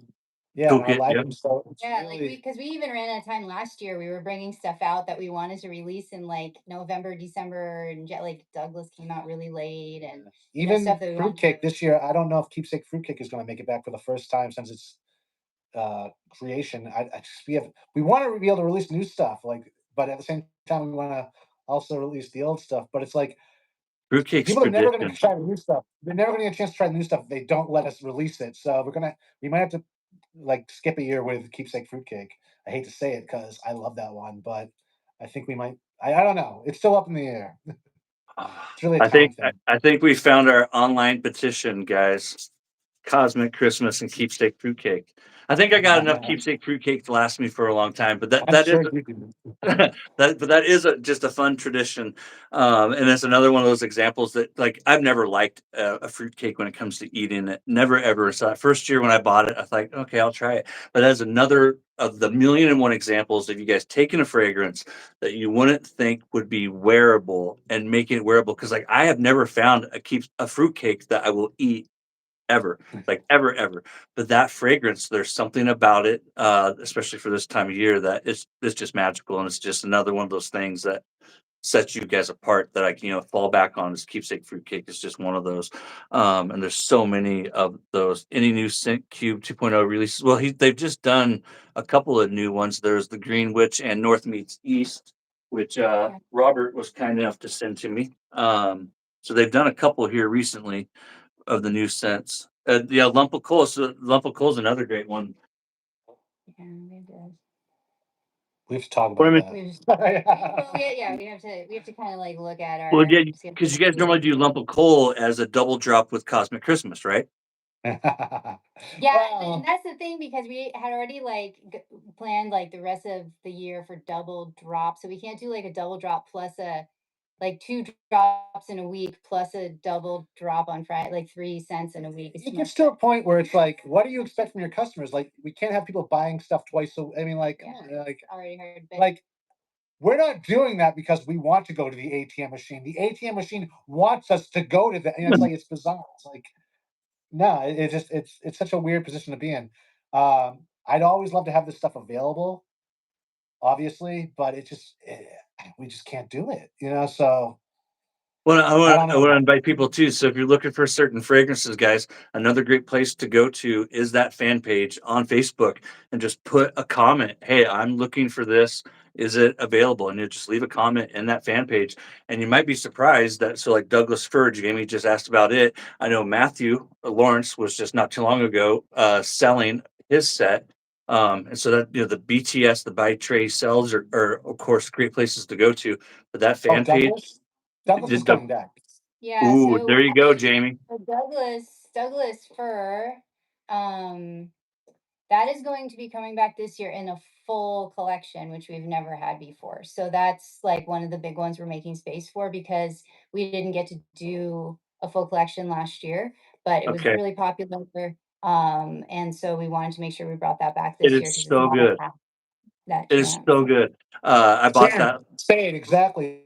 Like it's just yeah, it's just not sustainable. Like it's not sustainable for us and for everyone. I mean, it's like it's nonstop. Like yeah, everyone needs some downtime to recharge. But Yep. Not much, but just a little bit, yeah, just a tiny bit. Yeah, so we're still gonna, figure out if we can squeeze another cent in, we will definitely do it. But we kind of need to get through the Black Friday weekend, see where we're at with everything, and we just have to make sure that we have the stamina to keep Do it. Yeah, no, getting. yeah, no, you guys gotta take care of yourself, absolutely, because I could see that being an absolute struggle is just the constant staying on top of it, and, it's like Doug never sleeps, he can't. Like, the way you guys get things done, Doug can't sleep, there's just not time for it. he can't sleep Um, either. Let Well, and our staff too, it's making sure that they have time to get orders out in a timely manner, and we're not getting so slammed. Like we actually kind of like chilled it out a little bit this Black Friday weekend, just so that they weren't coming into so many orders on Monday. They had no chance of getting them done by the end of the week, and so like we just we want to make sure that like it's kind of like you're balancing like meeting customer expectations and the realities of like we have 5 full-time staff now, and we're all that's just, awesome. like, pedal to the metal the whole time, and they're awesome. and they're awesome. They came in, Yeah. I mean, Saturday, they all came in all day yesterday, all day today. They'll take the day off tomorrow, and they'll be right back at it Monday, just, like, getting stuff out, and I have to make them take the day off because 'cause they're willing to come in, but I don't think it's healthy if they don't And get they a don't get enough day. credit, you know what I mean? Yeah, Like, they're often these live amazing. in fact, we should rectify this right now. These live interviews, it's always about me and Fran, but our staff is so good. We have one, woman that's been with us almost since the beginning, since we moved to Yeah, her 10-year anniversary working with us is in January, yeah. actually. We have a Well really, really good crew, like, Yeah. they're awesome well, people, if you're like serious, I don't have a couple community spotlights, I've been trying to do these once a month, I'd love to have them on and maybe even have them do it from where they're working or wherever you guys wanna work out. We can talk about that after the live, but that'd be a ton of fun. I'd love to do a community spotlight with what's her name? Can we say her name? I wanna No. protect Yeah. the Yeah. staff. Yeah. Okay. Yeah, I Good. don't think they'd be But up for an okay. interview, but I just wanna give Okay. them credit, like Well, I would love. Yep. Okay. If they're ever down for it, I'd love to have them. Yep. And they're amazing. They really are. I remember back when you hired them and I sent you that letter about how when you first transitioned over because you guys have always done a great job of packing. And some of it starts with when you guys started doing, these boxes, but everything about the packing is perfect. And I never noticed a difference that you were no longer doing it until you and I were having a conversation. And like, actually, I got this crew, blah, blah, blah. They're killing it from what we can see on our end because I get stuff from some companies that they leak and stuff like that. And I know some people might have problems, but knock on wood, I've still never had a leaker or anything like that from you guys. Everything's in great shape. And I did that one about how it looked like the postman. I'll have to see if I can find some pictures and put it here on YouTube where it looked like the post office ran it over with a truck and everything inside was still in good shape. Yeah. to Yeah. wrapping and whatnot, because Yeah. obviously you only want to once. You don't have Yeah, I to. mean, there's Right. always gonna be, like, random problem here or Yeah. there, but whenever we see, like, anything recurring or anything that, just is happening more than once in a month even, um, we've, like we've always tried to just kind of address that stuff right away because Because again, it yeah, just makes everybody's yeah, life we happier. want we want to package stuff the way we like stuff packaged when we receive it in the mail. Like Yeah, it's and the way I ship stuff is like I'm double dog daring the postman to break it. I'm trying to pack it, so well that it's impenetrable, that they yeah. can't do anything to it. So I'm like, I'm double dog daring you, postman. Hit me with your best shot, It's and like that science experiment with the egg, and you got to build a protective like a barrier around it. Yep. container around it and drop it from a third story. Yeah, that's what we do with our Yeah. packages. I did do that with the scuttle. I don't know if you ever remember that. Have you ever seen the commercial for the Yes, when shattered you roof run it scuttle? over and Yeah. stuff. Yes, And I'm from the well, roof. I dropped it off the roof like 2 stories. I don't know if I saw. I remember what's his name. He used to do tons of videos. He Leonard. like Leonard. yes, yes, and he shot it and ran it over and did different things with it. Yeah. Speaking of that real quick, so I wonder if you have ever noticed this, because I imagine for you it's just a logistical thing, but maybe I'm wrong. So I'm a fanboy. For those who don't know, I collect, and it's funny. It's kind of cute, actually. Back when Douglas first came out with the splash checklist, when he came out with the soap checklist, and I commented, or I sent you a message, and I'm like, "Hey, I want to get one of those. Even though I'm not putting in an order, I'm like, I want to for my collection." And you're like, "Oh, well, it's not really thought of to be collectible." I'm like, Doug, everything you do is collectible. You're like Elvis, man. Like everything you do is it's collectible, whether you realize it or not. No. And so Planet Phoenix is still currently being offered when you purchase the Scuttle. When it first came out, so I got Astro Traveler and a bunch of the different ones, right? Yeah. So you got a white label here, a black label here, our lid, right? The lid. The lid is different. And then I think this is the current incarnation, a silver lid. Silver. See? Yeah, you never probably thought about that as being collectible as you guys are trucking along, but you got the schnurds out here like Tobin. They're seeking them out. Just noticing that. It's like that. So a lot of that is like It's a good way to date it. we buy huge quantities of those, and COVID kind of like turned everything upside down. So the slightly narrow, they're all the same size, but the slightly Yep. narrow diameter but deeper ones they're also like 20 milliliters. Yeah, that was just whatever A we could supply thing. find. Yeah. We just kind of were like, okay, those will do. They were, as long as they weren't like pink, we were cool. But yeah, but There's a new checklist. I don't know if you got that, yeah, Toby. there is a new checklist. Oh no, I have not gotten the new checklist. New artwork and everything. Yeah. There's a separate listing for the checklist now because people were getting confused and buying the checklist and thinking they were buying samples. So we made this Business like, cards. Wow. These are collectible.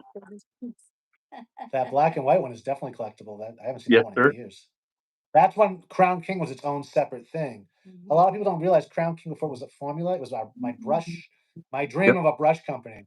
Yep. And eventually I gave the name to, I like the name so much because it's a ghost town near where Yep. we lived. I liked it so much that I gave it to the formula. But it was originally my brush line that I wanted to sell and then incorporate a few soaps as well and try to get into box stores. Yeah. And that didn't work out. So eventually we got reabsorbed. But yeah, a lot of people don't realize that. But Crown King started off as my brush line. This one has never been opened. It's a Crown King Styptic. Wow. I'm telling you, everything you guys Yeah. do for nerds like myself is collectible. So this one's never been opened. You see this one's here. I don't. Have you changed it? If you've changed it, I need to buy because Styptics are on sale today, right? Yes. They are on sale today. Yeah. Yep. Yeah. So I Yes. believe this is Yeah. the current one. You can see this one's I didn't worn, see and I've that. actually, yep, I've used this one quite a bit, and I've actually worn it down from carrying it in my pocket because it's been a lot of different hiking trips and different things like that. I just put it in my pocket and carry it around. But this one, the Crown King one, has never been opened, and I'll never open it. So I want to assure you that somewhere out there, everything you do is collectible. That's good. Those are really, people don't realize how great styptic pencils are. Like you should have one in your kitchen in case you cut your finger. You should have one in your first aid kit, in your car, whatever, and also while you're shaving. But I mean, like these are so cheap and they're so portable that you should have one everywhere because they stop the blood immediately. It's not like alum, Right. it will stop the blood bleeding immediately. That's what it does, and it coagulates. So yeah, I have one in my chopping block too. So if I'm cutting vegetables or whatnot, you put that on right away, stops it. That's a Um, great idea. I have a first aid kit in my truck, but I do not have a first aid styptic in. That's a great idea. I have everything else in it, but I don't have a styptic. It's a very, very useful item that people just overlook. There's so many new fun things out there. But back in the day, all we had was Artisan shave soap, just the soap and styptic pencils. Yeah, and splashes were a wish. Yeah, that you Plum and have a styptic matching fragrance. pencils. Yep. Yeah. I think that's all I got, except for I want to mention to the guys in the replay, there's two things I want to do. I dropped the one. So I have, we'll do 4 giveaways. Just hashtag Phoenix Shaving in the comments of the replay. So right now, don't put anything in the comments. I want this to be available to the guys who can't make the live, and it just makes it easier because doing giveaways during a live is a challenge here on YouTube. And so for the replay, as soon as this live ends, the replay will be available. Just in the comments of that replay, comment anything you want as long as you hashtag Phoenix Shaving. And I'll enter you. I have 2 of them. So this is another thing that you guys have is collectible, and you don't even know how many of these I actually have that I have We held should on. talk about those. We should talk. Not, I don't think a lot of. Hold those up closer to the camera. People at home. These are our. What am I calling them? Gift cards. Well, they're gift cards, but they're real deal gift cards. You just need to. What we typically offer is printable or digital gift cards, but those are. What am I had a name for them. I can't remember what it was. Physical gift cards. Yep. So once you get the code and whatnot, if you want to give something to someone in a card rather than here's a digital code, you use those. And so those will be in everyone's order for the next few weeks, I think. But hold those, like that's another thing I keep in my car, in my not necessarily ours, but in a glove box, gift cards are great, right? Because if you're showing up last minute to a party and you can actually get the code for ours as well as anywhere else, right? Online in their driveway on your phone. Put it in there, put it in the card, and like you have a gift as you walk in there. But yeah, gift cards are awesome, especially when it comes Awesome. to choice. And Yep. So yeah, awesome. so those will be in everyone's. Use them if you want it, folks. But we're just providing you with something to give if you need to. And I've been collecting these over the Awesome. years. That's how I got this, you guys. This is from years past, and I'm not kidding. So everything you send me is collectible. I got a box full of stuff out in the garage. I got this box right here that's just dedicated to your stuff, and then I got boxes on top of boxes. It's ridiculous, the extent that I go to. But why I wanted to show this is I'm going to purchase 2 $25 gift cards in the comments. Hashtag Phoenix Shaving. And then in the next week or so, I will announce You the don't have to winner. purchase them. We'll donate those. But then what am I going to do with these? Hold on to them. No. We'll give you the numbers. You can fill those out and. We just I love email it. you Okay. the numbers, Yeah. and then you can fill them in and send them to the giveaway Okay, winners. well, let's see if this works. I'm also giving away a cosmic Christmas cookie and keepsake fruitcake. No, I'm joking. I'm joking. Trying to get them to Are send we it to me. making? We just talked about that. We're not sure. We're not sure. But I if we know. do make it, I'll cover you.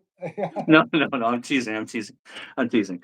So thank you. Thank you for that then, guys. Okay, so comments, and if you would also add a thanks to Doug and Fran. And then something that I am going to do that I've had people send them to me and I've purchased them.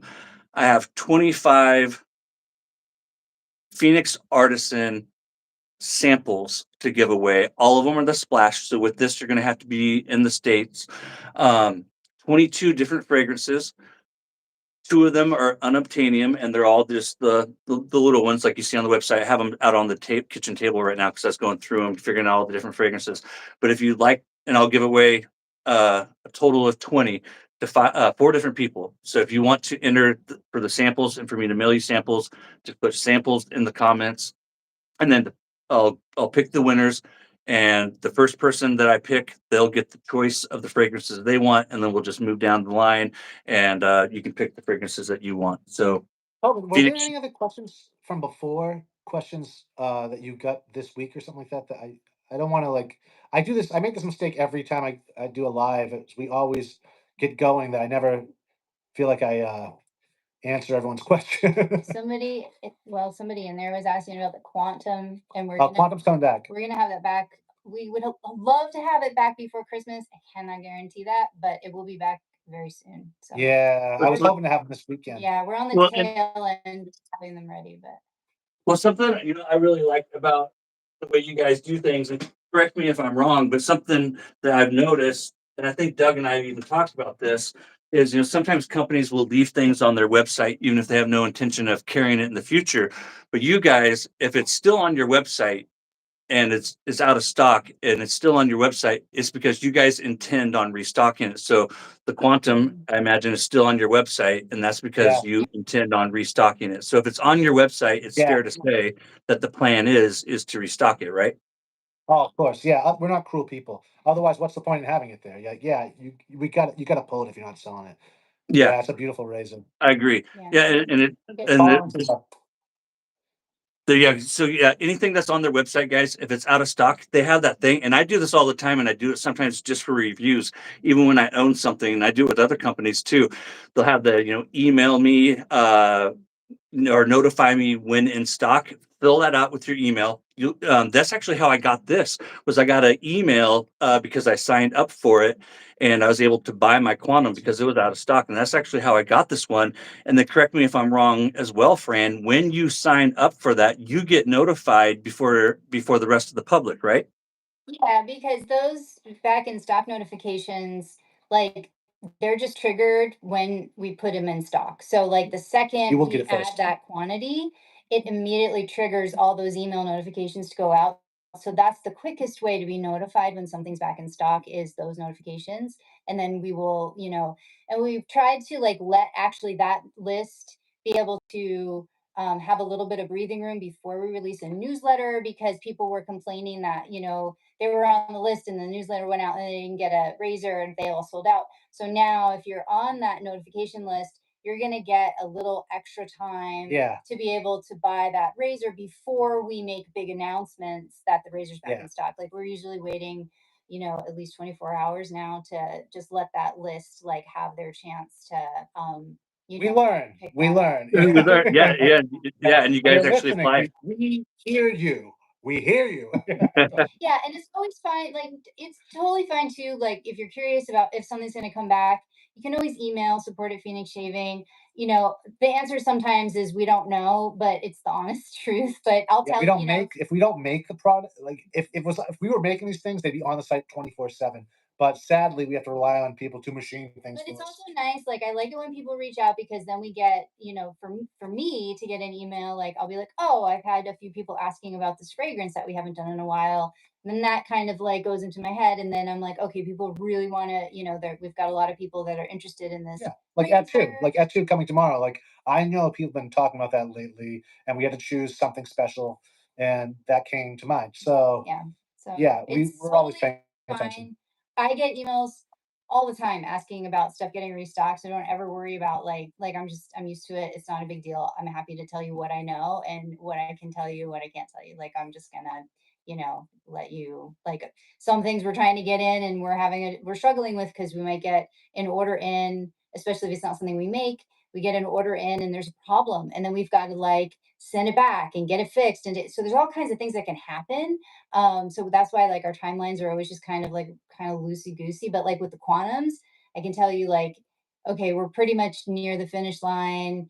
We have a couple things we have to do, but barring some major thing that was missed in the initial inspection, they should be back. And we're hoping before Christmas. And that's like a little bit more confident than I can typically be. So that's Yeah. a good Awesome. thing. I'll move that up the line in my razor review series, and so that the guys who want to can check out I've used it in videos, but I also have a razor review series. So I'll be sure to review that in the next couple of days. Try and get ahead of the curve so they can start checking that out. Was there another question or two from before that you like from this week?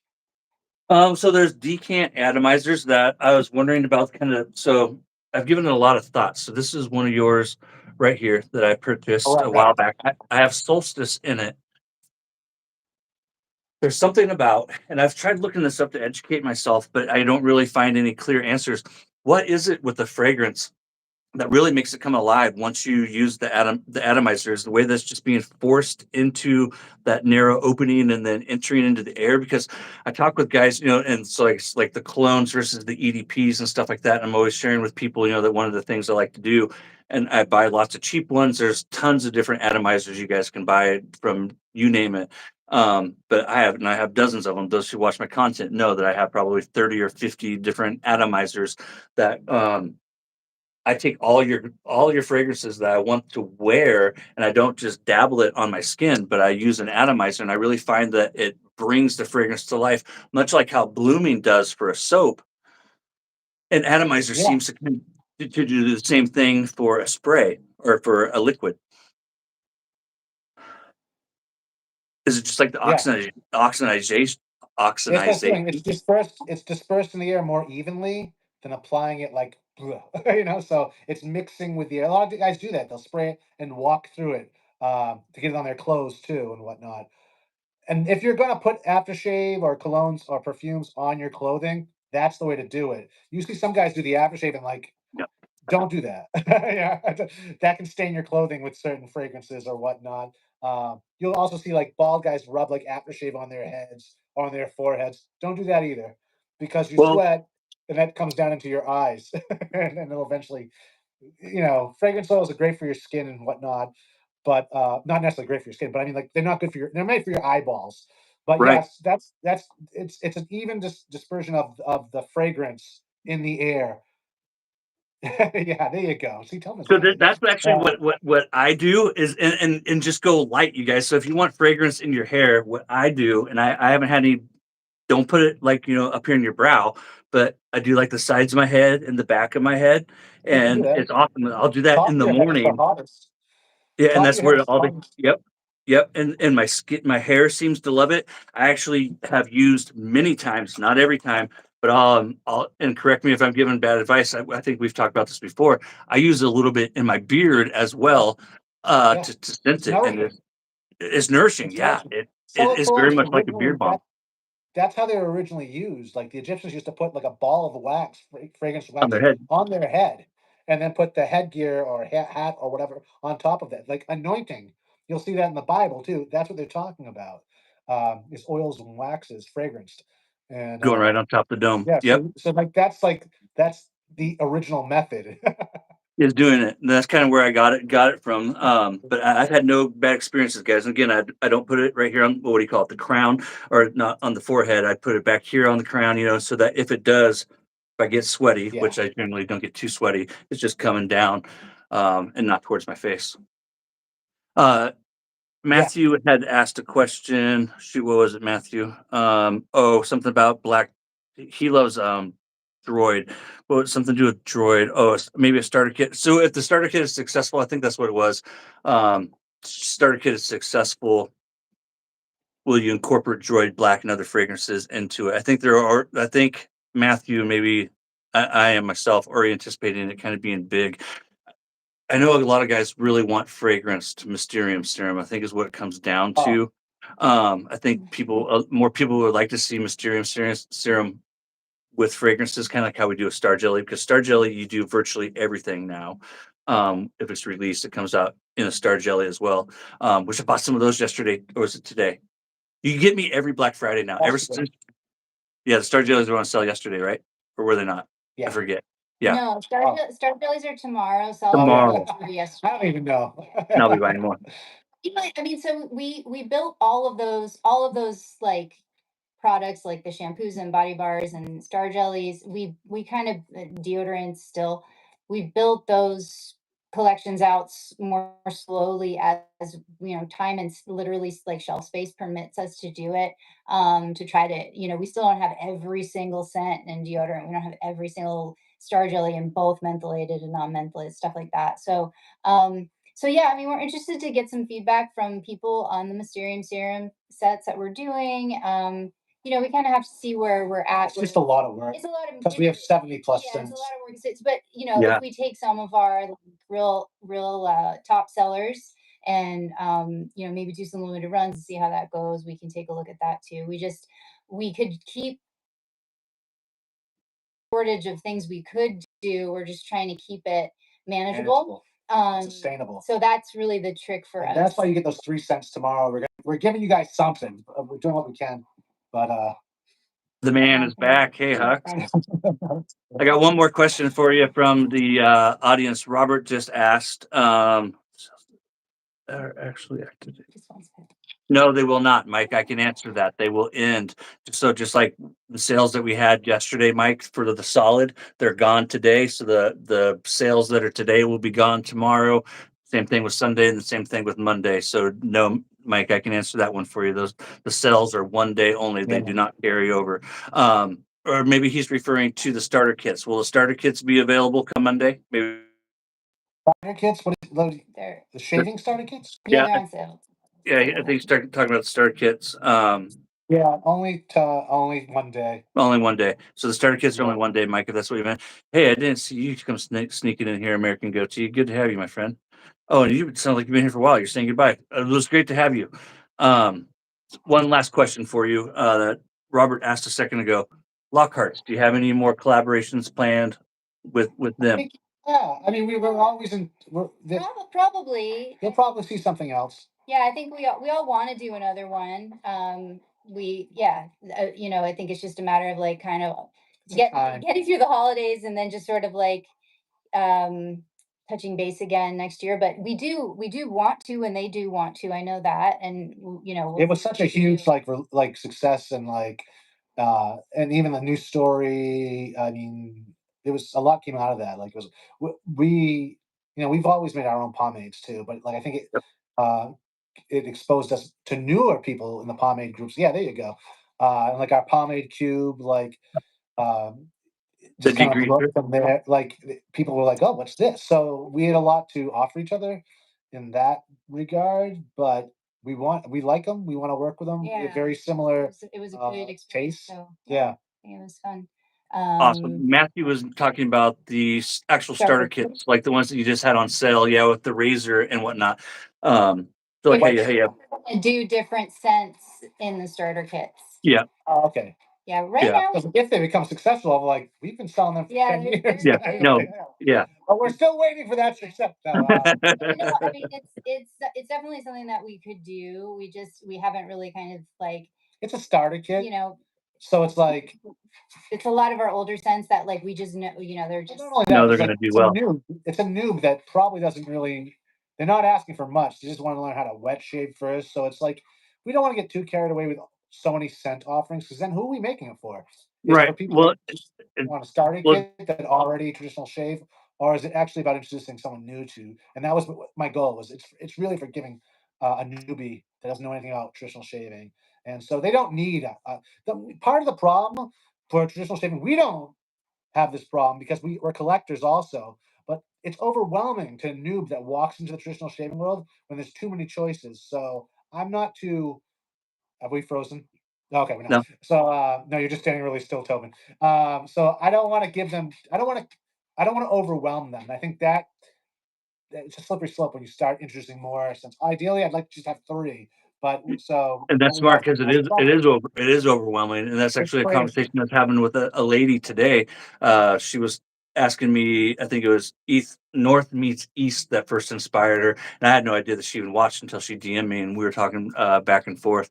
And so and she actually asked me, she's like, "So, what company is that? Blah, blah, blah." So I started sending her links and then we started talking. She was asking about unisex and, those kind of things. And so I was kind of walking her through that. And then, of course, I think I started overwhelming her because then I started sending her links to my YouTube where she could watch it. And of course, next thing I know, I have like 5 or 6 videos that I've sent to her. And she's like, Yeah. "Okay, I'll get to those, blah, blah, blah." I'm like, "Oh, It, man, I overdid it. I got excited." yeah, I do the same thing. I send people videos like that, and it's like if you're a noob, like, and that's the thing too. You might want to consider that as a YouTube.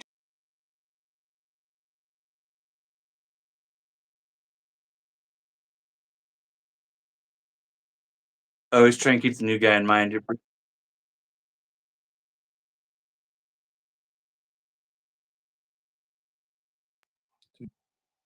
There you are. I see your hands moving now, but you're frozen again. Stupid internet.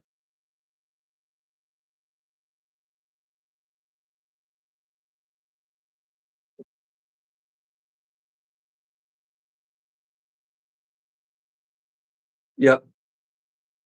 I try really hard to keep it simple, apply that tip status.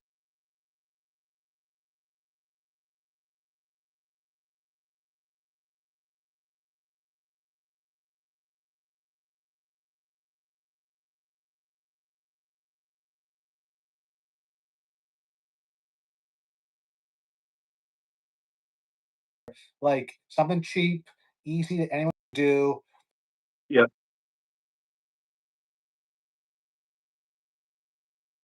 uh Stay with me. Yeah. I hear your voice. There you are, maybe. Okay. Okay.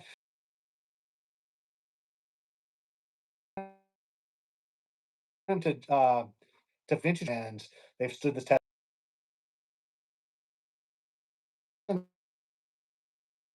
Walk them down. Best thing you can do for a noob. It's a gift you can give the noob.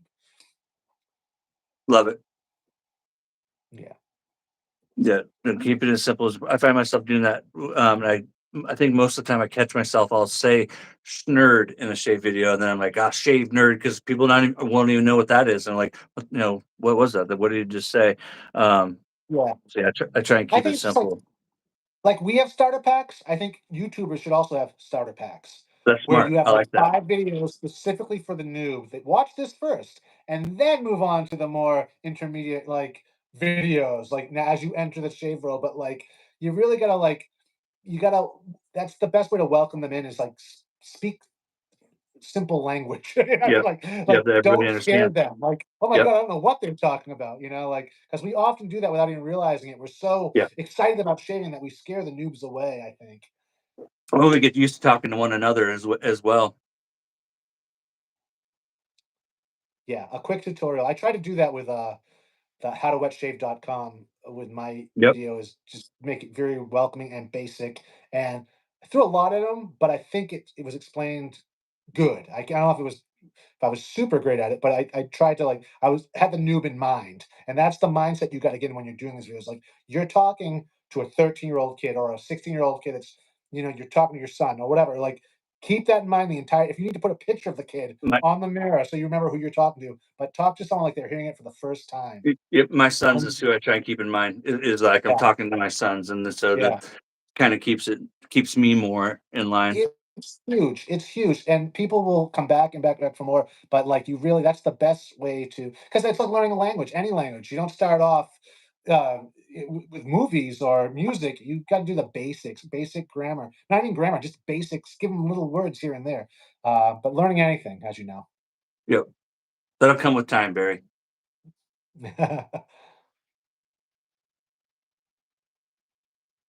Started. Well, I thought the razor was a bit.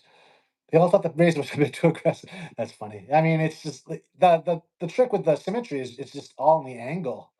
So if a noob is calling it aggressive, they don't really have anything to compare. That's it's relative, right? At that point, and what are they comparing it to if they think it's aggressive?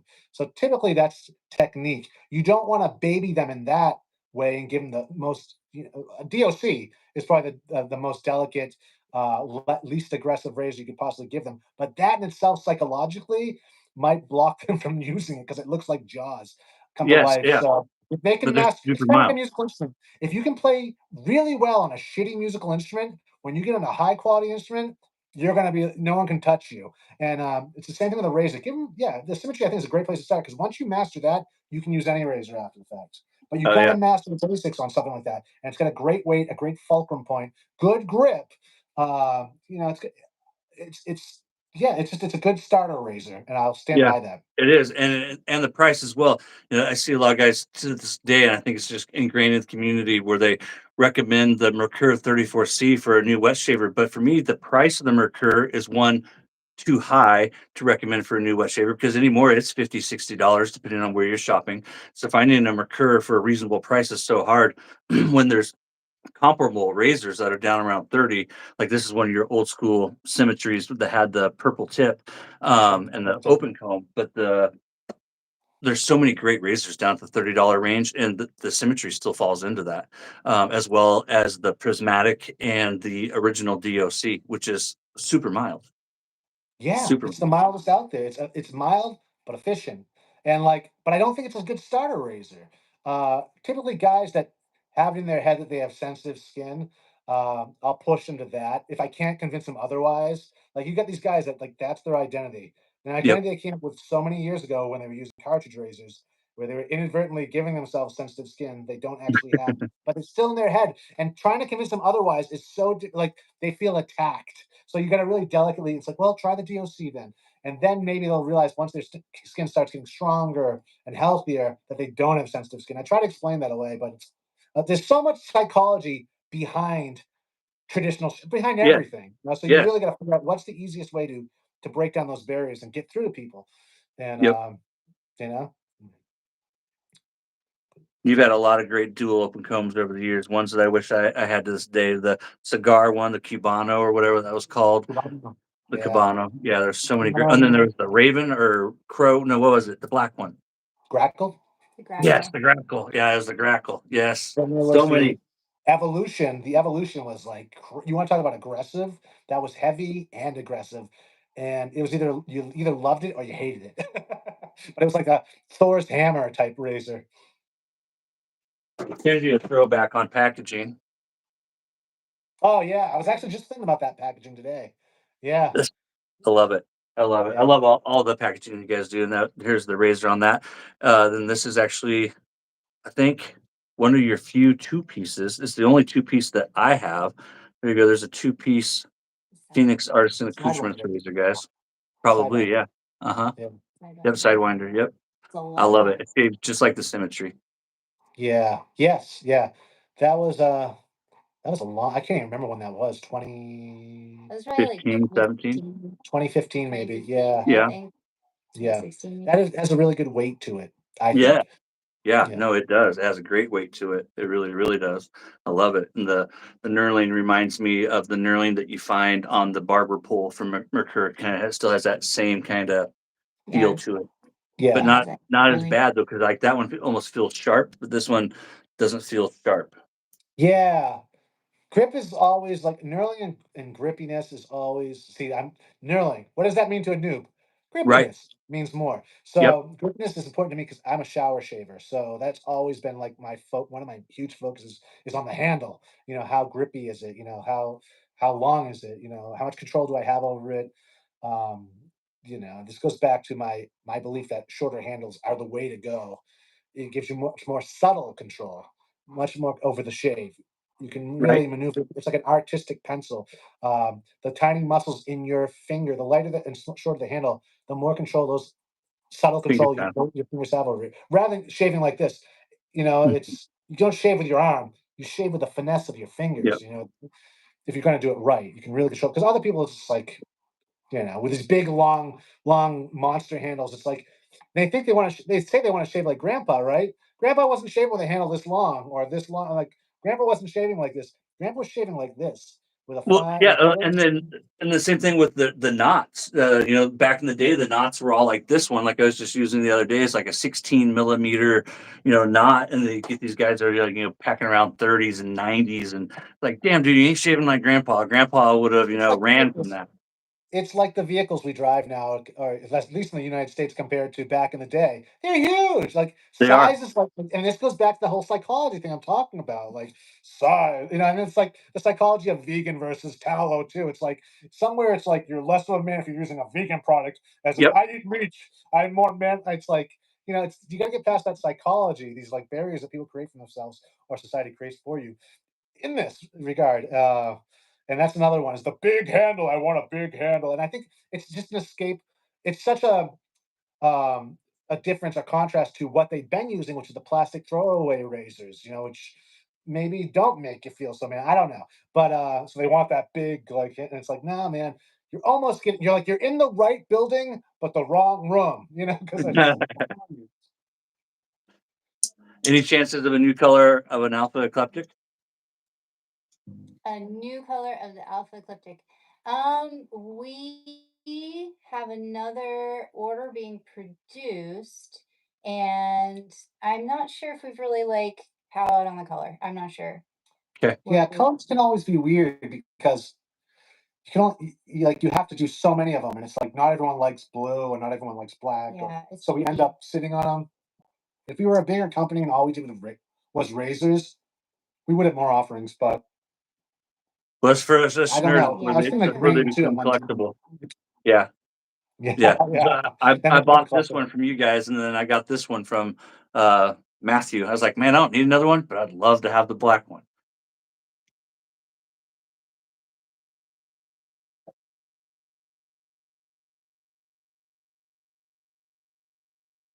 I love it. Yeah, no, the ecliptic shaves like a dream.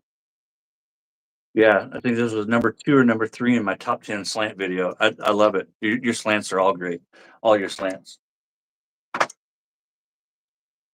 I think it's like there was a time where like all new razors that were coming out were named after birds. I don't know if that was intentional or not. So we started joking around, with that. But then I started, with more of a sci-fi feel, like the Alpha Ecliptic, the Evolution, so on and so. And now you see more of that stuff going on. But I think we might have had a hand in that because it was really like you had like all even the mongoose was a play on like something that ate cobras or something like that. But yeah, it was all birds for a while. That's what the grackle was a play on it because if we're gonna do a bird, it's gonna be the grackle, one that travels like a swarm. Yeah.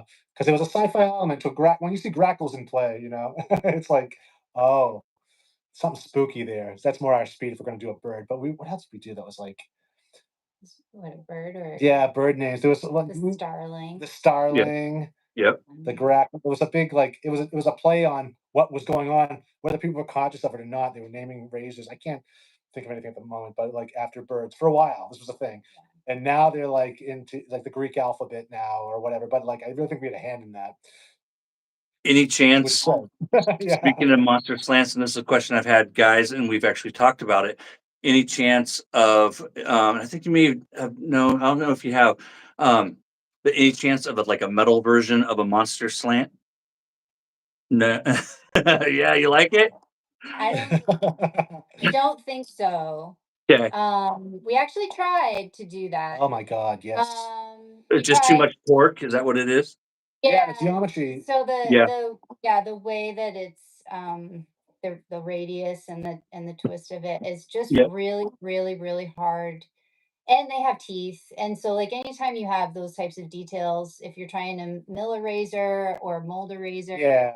the metal becomes difficult. So Any engineer out there will realize, will know immediately. Like the more elements you add to something, the more difficult it's going to be, or the more yeah. expensive it's going to be. So like The more likely it'll break. is it doable? Yes. Is it something that we really like we tried honestly like and it was really rough because we just like we were paying to try to get molds made and they were failing and we were having a really hard time with it. And at some point you have to like we're primarily like, trying to, come out with cool and innovative products and interesting stuff and not a lot of people are doing cool like razors like that in the material that we're making them out of is still a huge investment of capital to get the molds made and then to produce each run is its own thing. So we just have to limit like how deep down the rabbit hole we can go with a particular design yeah, because I mean how many iterations of the Ascension do we have?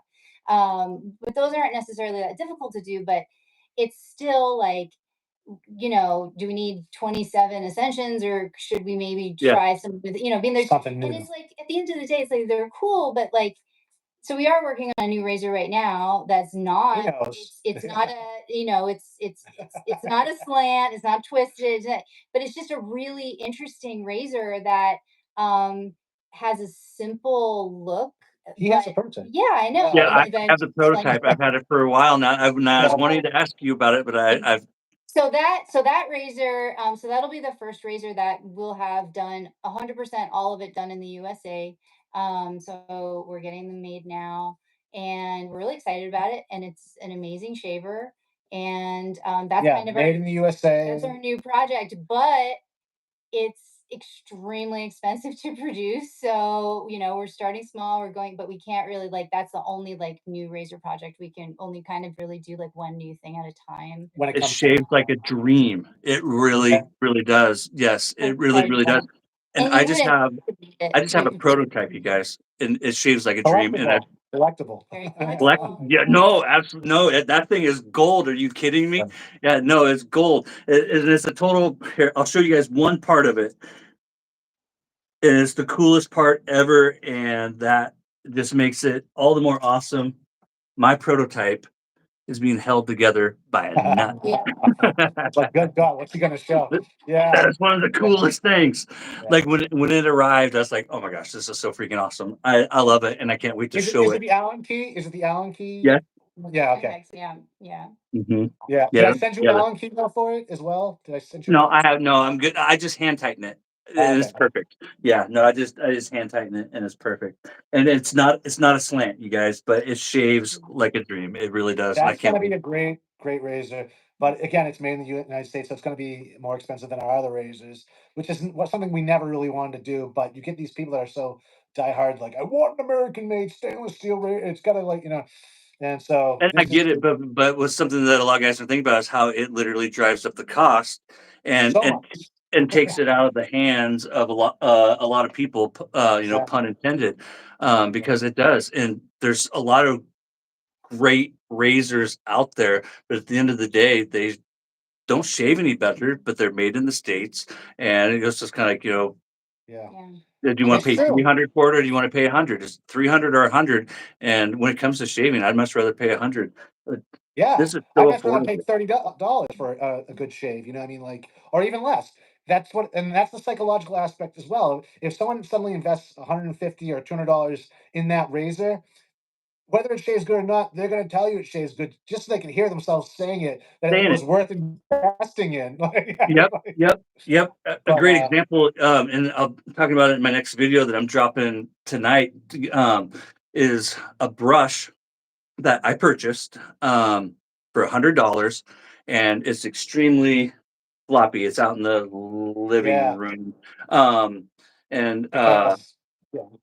and some people that I've talked to, they wish that your brushes had more backbone. But then I talk to them and they love this thing, and I'm like, this thing has less backbone than Doug's does. But then I'm like, and like I swear to God, this is my thought, and I wanted to say it out loud in the video, and I didn't. But here I am saying it live. So what are you going to do? I can't take it back. That they're trying to justify it in their mind that no longer do they have this $20 brush that was made elsewhere, but now they have $100+ or around $100 brush that was made elsewhere, and now they're trying to justify their expense because Yeah. they're stuck with Yeah. it. Yeah. Whether they know it, whether they're conscious of it or not, that happens a lot. And that goes to like tallow soaps versus veggie soaps. People like there's some people that like tallow soaps is superior to vet, and it's like it's a very similar reason. You know, what I mean, it's all psychological. Like you can totally like that will shape your experience with any product, that headspace you're in. Yep. And so like don't fall victim to that, people. You can get a great shave with a dollar razor. You can get a great shave.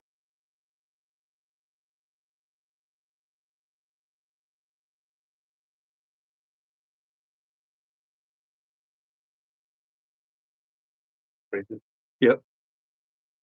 Yeah.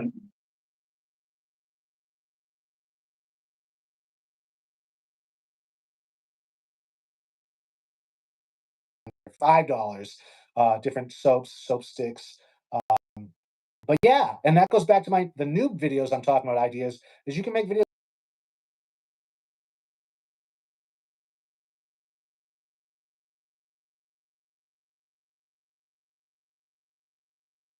more in it. Fine. If they want to leave and they're happy with what they got, Yep. great.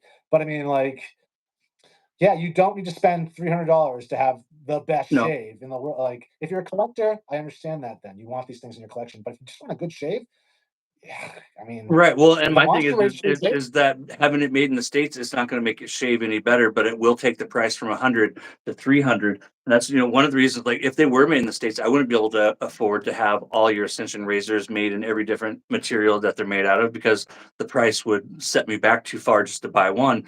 But because of it, I do have the aluminum. I do have, the different materials. And so we wanted to make the people's razor. You know, we want to make it accessible for everybody. And so, you're but doing, Yeah, if we keep getting we do a lot of the finishing processes here. We get all of the like laser marking done here. We do plating here. We do everything that we can get done in the States. We do, and yeah, we've started like finding suppliers kind of even like regionally close to us. like 2 towns away. Yeah, and then the razor that we're working on that you have a prototype of, we're producing that. We're not producing it in stainless steel. We're producing it in copper because it's easier to machine and less expensive. It Which we doesn't can put as pass on much to the wear customer. on Yeah. the machine. it's So going to be beautiful in we're doing it copper. as cheaply as we can. And then we'll have it plated and we'll have it marked. But all the aspects of production are being done, within a pretty small radius to where we are located. So that's pretty exciting, and That's cool.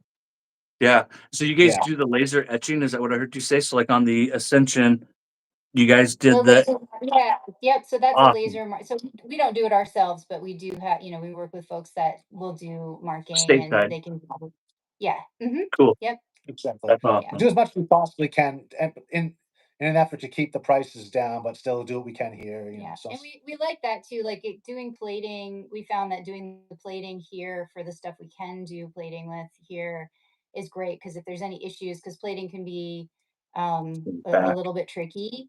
So, being able to work with suppliers that are a lot closer to us has been, more helpful. It's a little more expensive for sure, but But worth it. we're able to kind of like control the process a little bit more and I think get a better quality result. So we're really happy with that. So it's Yeah. That's awesome.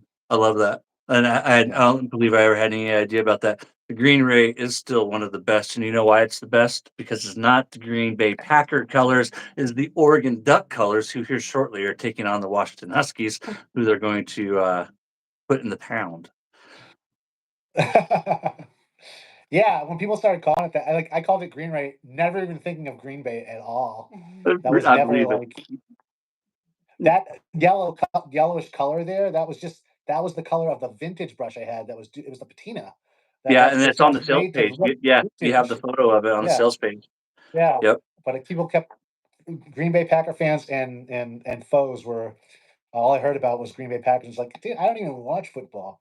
I've heard it So from is people. Green Yeah, Bay no, I've heard it from people. I'm like, no, Doug's not really. No, that's not Doug. It's not the Green Bay Packers. Trust me. Yeah, I'm no, like, trust me, that's no. not Doug. Green Bay, like our that we came out with? Yeah, Uh-huh. Right. It's a really Yep. early one. yeah. Yep. Yeah, Yep. yeah. It's great. It's got a great weight. It's got Yep. ergonomic. Yes, and those like both those hands are fine examples of like. So people talk about knots, but you got it's like again razors. People talk about geometry, razor head, blade exposure, but it's also about the handle and the balance and the ergonomics behind that. It all plays part in how it feels and performs. And people don't. They isolate things and they don't take other things into consideration when it comes to the physics involved. Yeah, I love that. We really like pump that thing full of steroids. Oh, Yeah. Again, Yeah. back to the collectability. Uh, Mhm. I have two of the old ones. So the red is the discontinued, and then the black is the current, right? So like you have the black on the fan. Mhm. Everything you Yeah. guys do is collectible, Doug.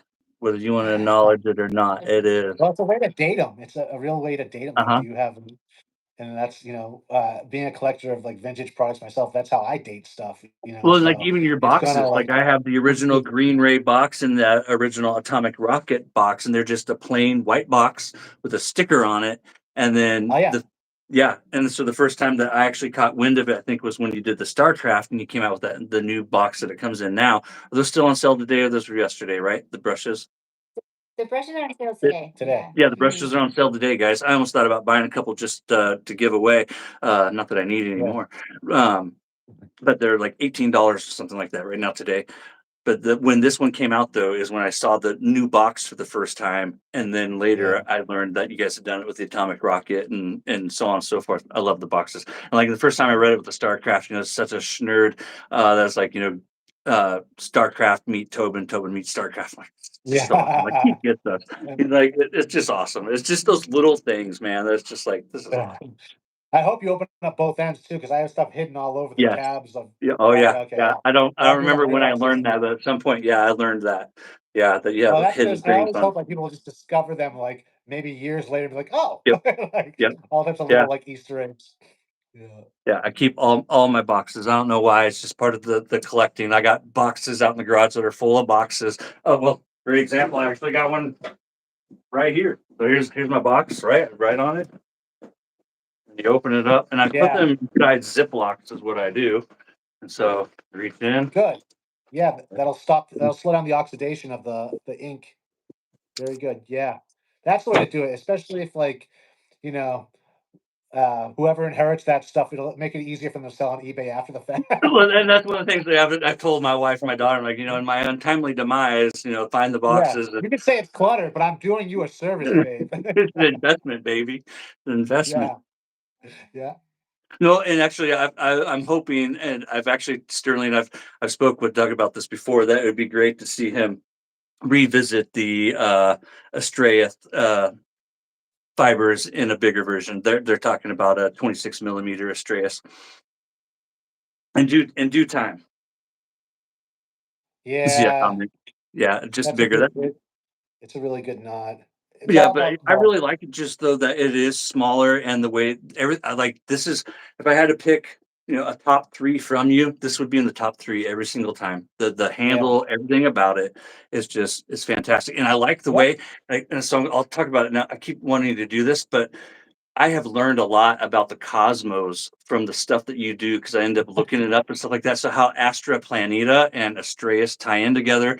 I need to do a review of Astra Planeta, and when I do, even though it doesn't quite match the label, I plan on using the Astraeus and then sharing with people the tie-in of those two words. I know it's Um, so good. Like people, I remember some trolls accusing me of using Astra, so I would get more ranking online because Astra blades or whatnot. I'm like, no, I was like, honestly, that didn't even occur to me. And like, do you not follow what we do? And clearly they don't. that But it's don't. like it's the whole sci-fi, like. Yep. But people are gonna be. It's even Crown King. People are like, oh, you're ripping off King Crown. I was like, I didn't even think about that. And you clearly don't know Crown King is the ghost town in the town next to me. Like, Yeah. Right. Yeah. I so talked about that in my brush video. what we really do is much more interesting than the stuff people think we do or did or whatever. I mean, it's like there's so much more going on if you just stop and pay attention or just look at it. Get involved with the PAA universe. Take a peek in it. Participate. Yeah. Right. Participate and Google. Like I don't even know what King Crown is, or do I? Should I know what King It's Crown an is? old barber shop. It's an old barber brand. It's like Clubman almost. Oh, okay. Um, Okay. I say old, but it's probably not that old. But when I first started in the shaving world, you would see their stuff. I forgot all about them actually. But King Crown, I can't yeah, place it. is it not? Are you not finding it? I might be making that up. But no, Probably just no, I'm reading the comments. I'll have to Google it later, but I can't place it in my mind. I mean, yeah, yeah. Sorry, Sam, you missed out on the giveaway. Your name was drawn. We sent it to your King's wife, and Crown is what. we sent it to your wife, and she put it in the Goodwill donation box. I I'll get you guys, let you wrap this up and let you guys get on with your evening. I appreciate you guys taking the time to be with us tonight. Is there anything else you want to share with the community before we do wrap it up? Anything else you guys got going on? So tomorrow we have the starter kit coming. Right now today we have the brushes on sale, which we just talked about. EDPs are $37, you guys. I can never get enough of them. One of the things I did purchase that I didn't talk about was I got more future fiction finally. My bottle, and the only reason why I had that much left is because I've been nursing on it, trying not to run out. I appreciate the sales you guys do. Like I have learned as a fan to look forward to them because you guys have been doing this type of sale like the solid and the EDP, I believe every year, it's fair to say, with the Black Friday. And so like I've actually been counting down and looking forward to it. And again this year you guys did the blades on sale. I appreciate that. I snagged another 100 pack of the platinum strangelets.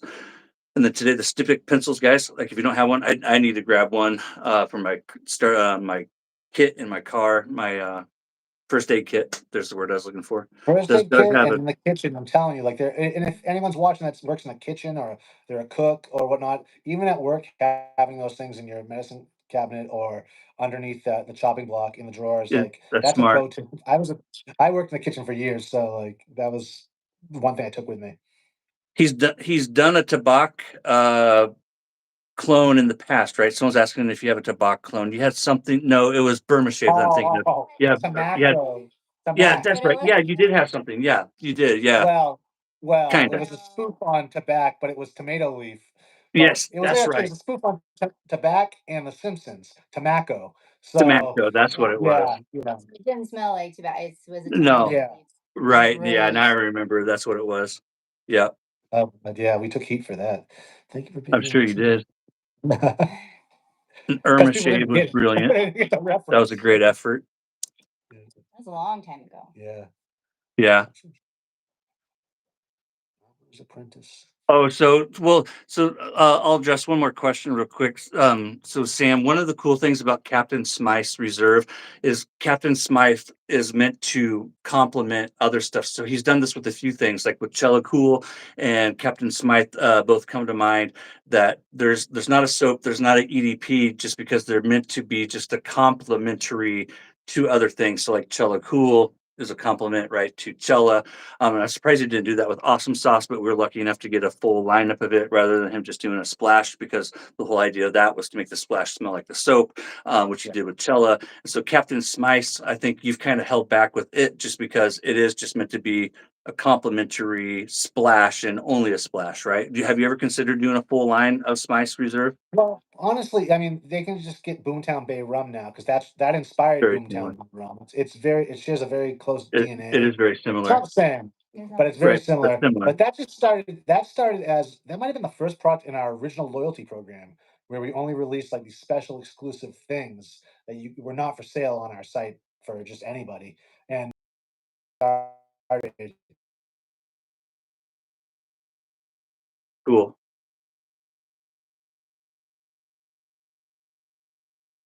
Boomtown. So it's like after we got to Boomtown, it's like I just feel like they're very close. In fact, you can use Captain Smythe with You can Boomtown. use it with anything. Um, Yeah, no, you can use Captain Smythe with virtually any bay rum, and it's it's a perfect. different, yeah, I even use it with yeah, Ogallala. So like I have an Ogallala stick. I've used it with it. I use yeah. Captain Smythe with Oh yeah, yeah, yeah, anything. I use it with anything. And with yeah. any bay rum. It's perfect. That was my one of my like that was my bay rum. Like that Nice. was, Yeah. and that's why I was Captain for a long time. Now I was like, well, for loyalty people, like this is something that they can earn, and that's how that started. But that was from our original loyalty program. Awesome. It's funny the stuff that sticks around. Yeah. Yeah. Yeah. I wonder why Yule Ham didn't stick around. What's that? That was a loyalty program too, if I remember right. Originally, Yule Ham, right? It was just a soap. Yeah. I think we had that one year. Did we have that one year for Christmas? Like, It might have Yeah. been a Chris. Well, what? Oh, okay. Is that what it Was originally was? a lot Because of it was beer in last rooms. year's Advent. But I remember, yeah, it had an original start somewhere like that. People had only heard rumors about it, and so they wanted it, and that's how we ended up putting in the Advent. But I don't know how happy people were When when they they finally finally got got it. it, To be frank, well, it's exactly as advertised. Chris Williams, I didn't see you sneak in here, my friend. How you doing? Um, Pineapple Bay Rum. Doug and Fran's Bay Rums have ruined me on just about everyone else's Bay Rums. Uh, Ever since I first tried Bay Rum from you, it just totally changed my outlook on Bay Rum, and now everyone else's Bay Rums. If I had to have a list of Bay Rums, all your Bay Rums would be at the top of it, and then other people's would follow it. And the only reason why you wouldn't fill a top 10 is because you don't have 10 that you're currently offering. Well, it would be nice to see Pomegranate Bay return, and there's one other that I'm thinking of too, but maybe you that was do a have good 10 bay rums. Once I start, you know what? Once I start factoring in the seasonals like Space Nog, um, Atomic Age, Pumpkin, I think you probably I do have more yeah. than 10. Yeah. Oh You yeah, we definitely have more than 10. Yeah, yeah. because we always want to do a seasonal bay rum. One, at least one, but we often do more than one. I mean, like Kiritamati, Tomati, I Yeah. gingerbread. yeah, We've got Space y- Nog and Space Nog. uh, Yeah, I'm a bay rum freak, so like Yeah. I like to make Have you done a pairings. summer bay rum yet? I know you got Classico. I know we got pineapple. We got coconut. But like, Coconut, I mean and pomegranate. pomegranate bay could be coconut and pineapple. I think are yeah. the more Uh, summertime bay rooms that we can think Yeah, and of. pomegranate bay was really a really good one too. I don't know if people see what's going on the label of that one, but there's oh Everything yeah, you do is collectible. This is now like the holy grail pineapple EDP. bottle. Yeah, Yes, the pineapple bottle. yeah. Oh, I don't know if people ever connected the dots there, but yeah, that's what that was. so awesome. Yeah, So I damn good. love that bottle, especially like the tactile. Like Yep, I could hold that thing all day. It's just yep, like, yeah, it's yep. I And don't then yeah, the it's lid, the cap too. yeah, Yeah, it's really yeah, like the Get the texture is like knurling on yeah, it's got knurling. yes. It's got knurling. Yeah, I can yeah. use it in the shower. I go through this bottle so fast in the shower. Oh Oh, yeah, so yeah. good. If you haven't Don't tried one waste of his it. bay Don't rums, waste guys, it. Yeah. you got to try a PAA bay rum. There's just it's a bay gum, yeah, and then there's bay gum, uh, which I was just holding up. Yeah, you know what? I've come to love this more and more. This one has just really grown on me. I think I've come to terms with it, and God, it smells good. It smells good. It Yeah, smells good. people Yeah, bay really, really, gum. really, that. really, I really Yeah, love that that one. one that was the one that I really loved right from the start Yeah. too. Like Yeah, my just wife a too. personal Well, favorite. thank Dave Johnson from the Yep, fragrance Fragrance bros. Bros. Yeah, Yeah, Yeah. he put that in my head. I never would have I never would Would have have thought thought of that that. one. No, I don't think I would have. I mean, it had to be the right circumstance, and it was even the right circumstance for him. Like his son was handing him a piece of Wrigley.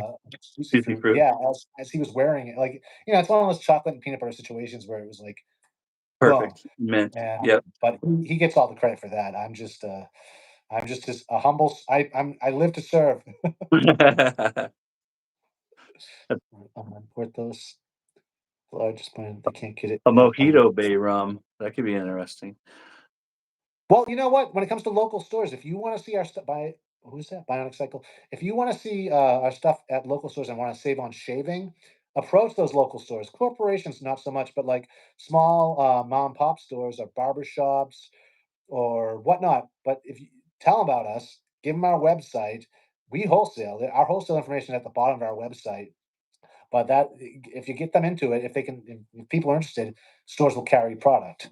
Yeah, So back in the day, you actually sent out a flyer with it, which I might still have or might not have. yeah. The flyer where you actually had to where you could give it to your favorite local Yeah, with stores to all the try and get them to information on it, carry it. yeah, give it to your Yeah. local health food store, give it to your co-op, give it to Yep. like, we love getting into those smaller places and working with people, but, like, that's the way to do it, and, And there's a part so on your drop down menu, right, for that they can actually just send to people too. bottom of the website, there should be Yeah, where the you can bottom of the website. Okay. yeah, Yeah. but, yeah, I love it, like, it's great, always great to get stuff, and again, it saves you on shipping eventually if it happens.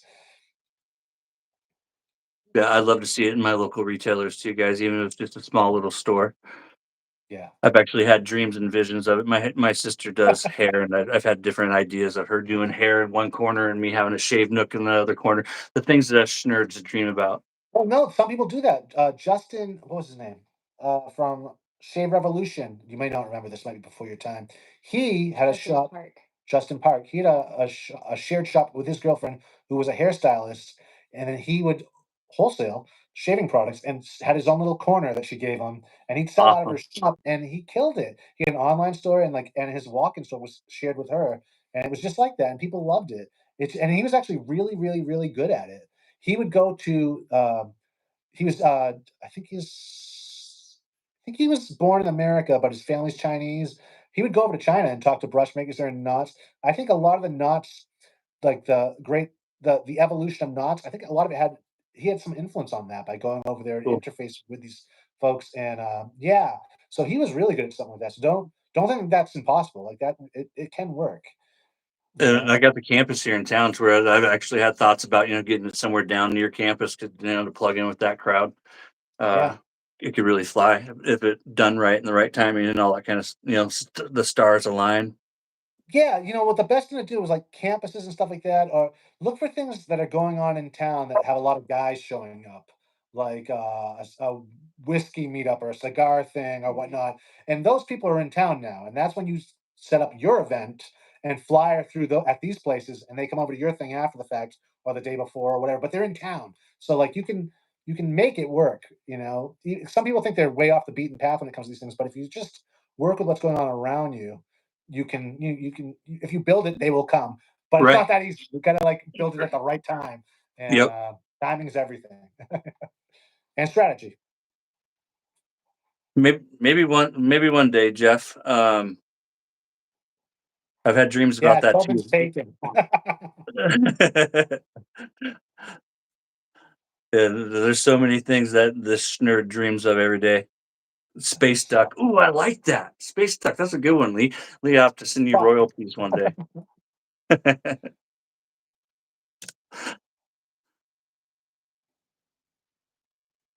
Good name for Tobin's. Awesome. Okay. There was a gun range shave store in Texas, actually. Um, Shooting and Shaving. That was in College Station, Texas. But We that's about awesome. 10 years ago. I've actually did I go there? I don't think I actually visited him, but I met him at meetups in Texas. But he used to wholesale from us. But yeah, Shooting and Shaving, that was his thing, and it was a gun range that sold shaving products. That gives me an And of course, idea it's from because Texas. yeah, well, it's here in Oregon. Remember, I told you when we talked about home on the range that my niece and her soon-to-be husband, they own as successful as actually been passed down by his parents, and think grandparents as well too, but Yeah, a yeah, indoor shooting range here in town, yeah. super famous here locally.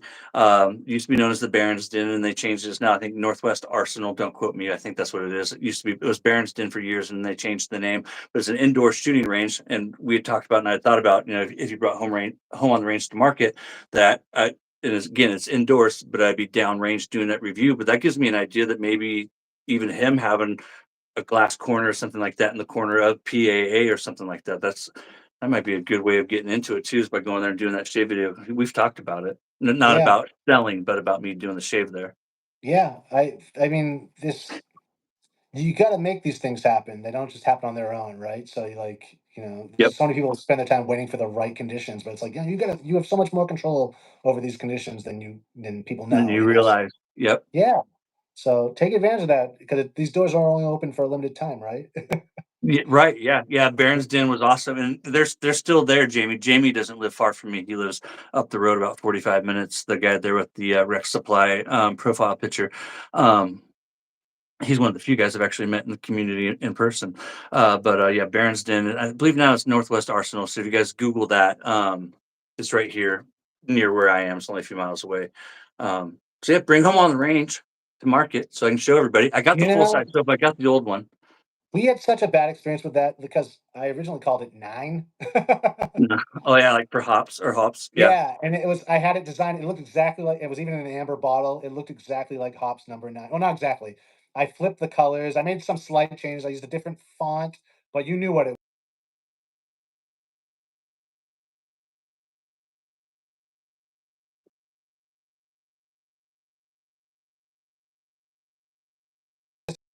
wasn't having that at all. And then I was like, well, how about if I call it nine, like the German for no, and No, have a German flag colors instead? They're like, no, no, that's not going to work either. Yeah, so we had to change it to that eventually. Home on the range, I love and this that one.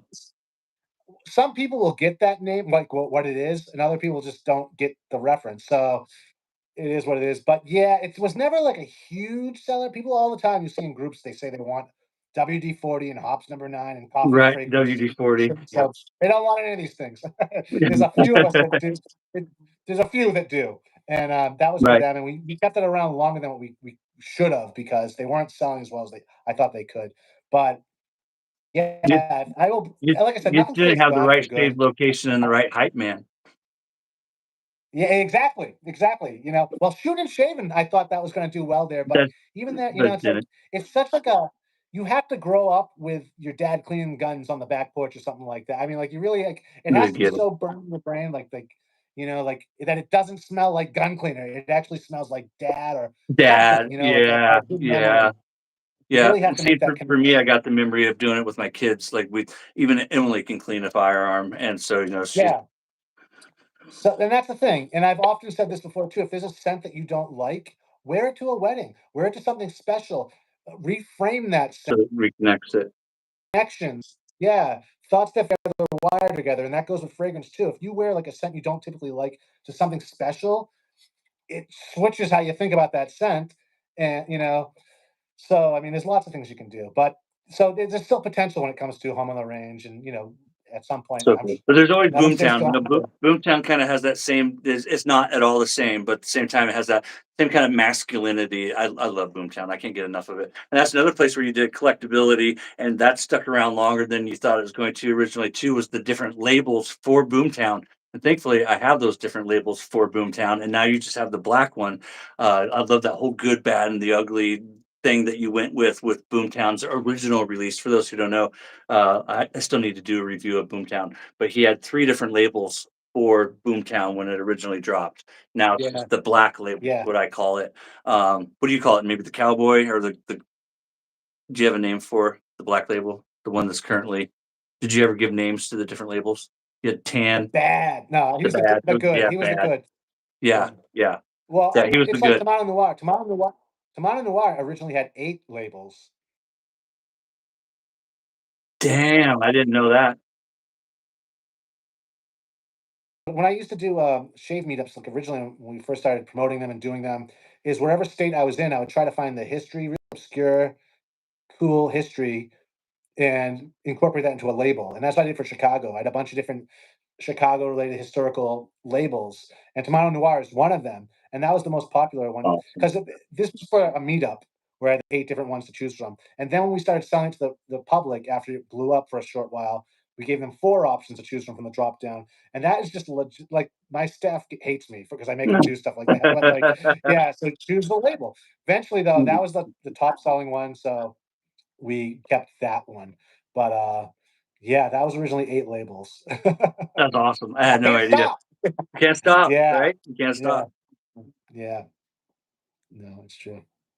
Sterling Oh, they can cans. be for anyone, Sterling. They can be for anyone, my friend. Oh, we do have unisex, but we're also toying around with doing an homage to Sun, Moon, and Stars. Much of a lot of our popular scents are for guys come out of the '90s, and I think it's stuff we were wearing in high school or Right. remember growing up wearing, or people around us wearing. And I think the same goes for women. It's just there's not really much of a demand for women when it comes to traditional shaving products. So we're going to start. We did them back in the day. In 2014, we had an entire women's line of about 4 or 5 cents. Never really sold. So. Yeah, so we're trying again, and we're gonna introduce I'm pretty sure it's gonna be an homage to Sun, Moon, and Stars. If you don't recognize that, guys, ask, your significant other and, Okay. or sisters or mothers or whatever. But I think that one's gonna do really well, but that's gonna be Awesome. specifically for women. It's a great scent, though. But we do have a bunch of unisex scents like Solstice, uh, Doppelganger plum. Doppelganger Plum, Ton. Supreme Sandalwood Science, There's a stuff like bunch of them that I you'll think it know. can go both ways. I was actually just speaking with the lady today about that, and I've had the discussion before with guys who ask me, for their ladies in their lives, what you have there, that are like that. Alex Polo Sport is steeplechase. He has it, and it's fantastic. I've done a review of it. If you remind me, I'll send you a link to it. Um, Yeah. that's a fantastic fragrance though from the '90s, and these guys nailed it. Um, And then like he even did top ramen. Like I have the T-shirt for it, Yeah, guys. Rocket Ramen. That thing. yeah. That's another wild, crazy scent that you wouldn't think would be wearable, but it is wearable. You even still have the shirt available. I have the T-shirt for it. I think it's still available. That is such a cool logo. The Yeah, label art is fantastic. yeah. The Rocket I get Ramen, those compliments on it every time I wear it out. I get compliments on it every time. Oh, what is that? That's so awesome. not Keep good, an so good. Steeplechase isn't on the website right now, Alex. Might come back next summer, but if you might find it on the BTS. Yeah, that For the was, right price, I'll that's tell you mine, but mine's an old school one, so it might cost you a lot. No, I ain't getting rid of it. I'm playing. That's one thing I don't do. I don't PAA is like people ask me, like, "Oh, this bulb." No, I'm like, "No, I'm too much of a fanboy, too much of a nerd. Can't do that." And that's why I have to this day the 2 at 2s. I don't know why. It's just a compulsive disorder that Yeah, I hear that. Yeah, Anyways, I Han think we Polo's got perfect. Yeah, I wanna thank you guys for coming and joining us. Ducks are oh, man, my Ducks have already kicked off with the Washington Huskies. I love it. I appreciate you guys' time. I really, no, really do. I know, I love it. Like, I like longer form, like, interviews like this because typically we're just getting started, like, at the hour mark, and we don't really get to, like, hang. Just dive in. So people are always worried about our time, and it's like it's nighttime. I got nothing to do, so I can talk but like whatever. I'm glad that you didn't push us to get offline. No, thank you. I Usually, appreciate it. This is you an guys go. absolute I'm treat. always the last guy at the party. It's like, can you? Do you want me to call you an Uber? I I love can it. talk shop all night long, so like I enjoy it. Good, good. And It shows in everything you guys do, both of you. It absolutely shows. It really does, Doug. And all I can say as a fan is just keep doing what you guys have been doing because it's working. And like this next razor, you guys that they're working on, like I want to show you the prototype so bad. It's just a prototype, but it shaves like a dream. And when it's in copper, it's going to be badass. And like maybe I did know that you were doing it in the States. That just makes it even cooler. So the razor that he's talking about when it comes, it shaves like a dream. It really does. I hope it's not too expensive being yeah. made in the States. And thank you, Well, everyone. I appreciate you. there's going to be a Bakelite component to it as well, so it's going to be mixed Awesome. Because you media. had talked about a couple of materials. Cool. Yeah. There still is. Awesome. Awesome. The base plate's going to be Bakelite. The top cat's going to be copper. The handle's going to be copper. So it's like So kind of like the it's a real what you special razor. awesome. Awesome. I love it. Yeah. Don't forget, guys, the giveaway, hashtag Phoenix Shaving for the gift cards. And just mention the samples, so hashtag sample if you want to enter to win those samples as well. Thank you again for doing that. That is super awesome. I was just going through my different Phoenix collection stuff today, and I think I have like 20 or 30 of those things. And so I was like, oh, give away a couple of gift cards. So I appreciate you. Thank you. Awesome. Yeah, let me Um, know. I'll send you the codes when yeah, and I will fill them out, Yes. guys, and I'll drop them in the mail and get them to you to just make it even more fun, more cool. Because if you're just nerd like me, it'll be cool. Thank you, Fran. Fran, whatever you're doing with him, keep it up. It's working. Thanks, Tobin. Good to see you guys. Happy Take Shavemas. care. Merry Shavemas to everyone.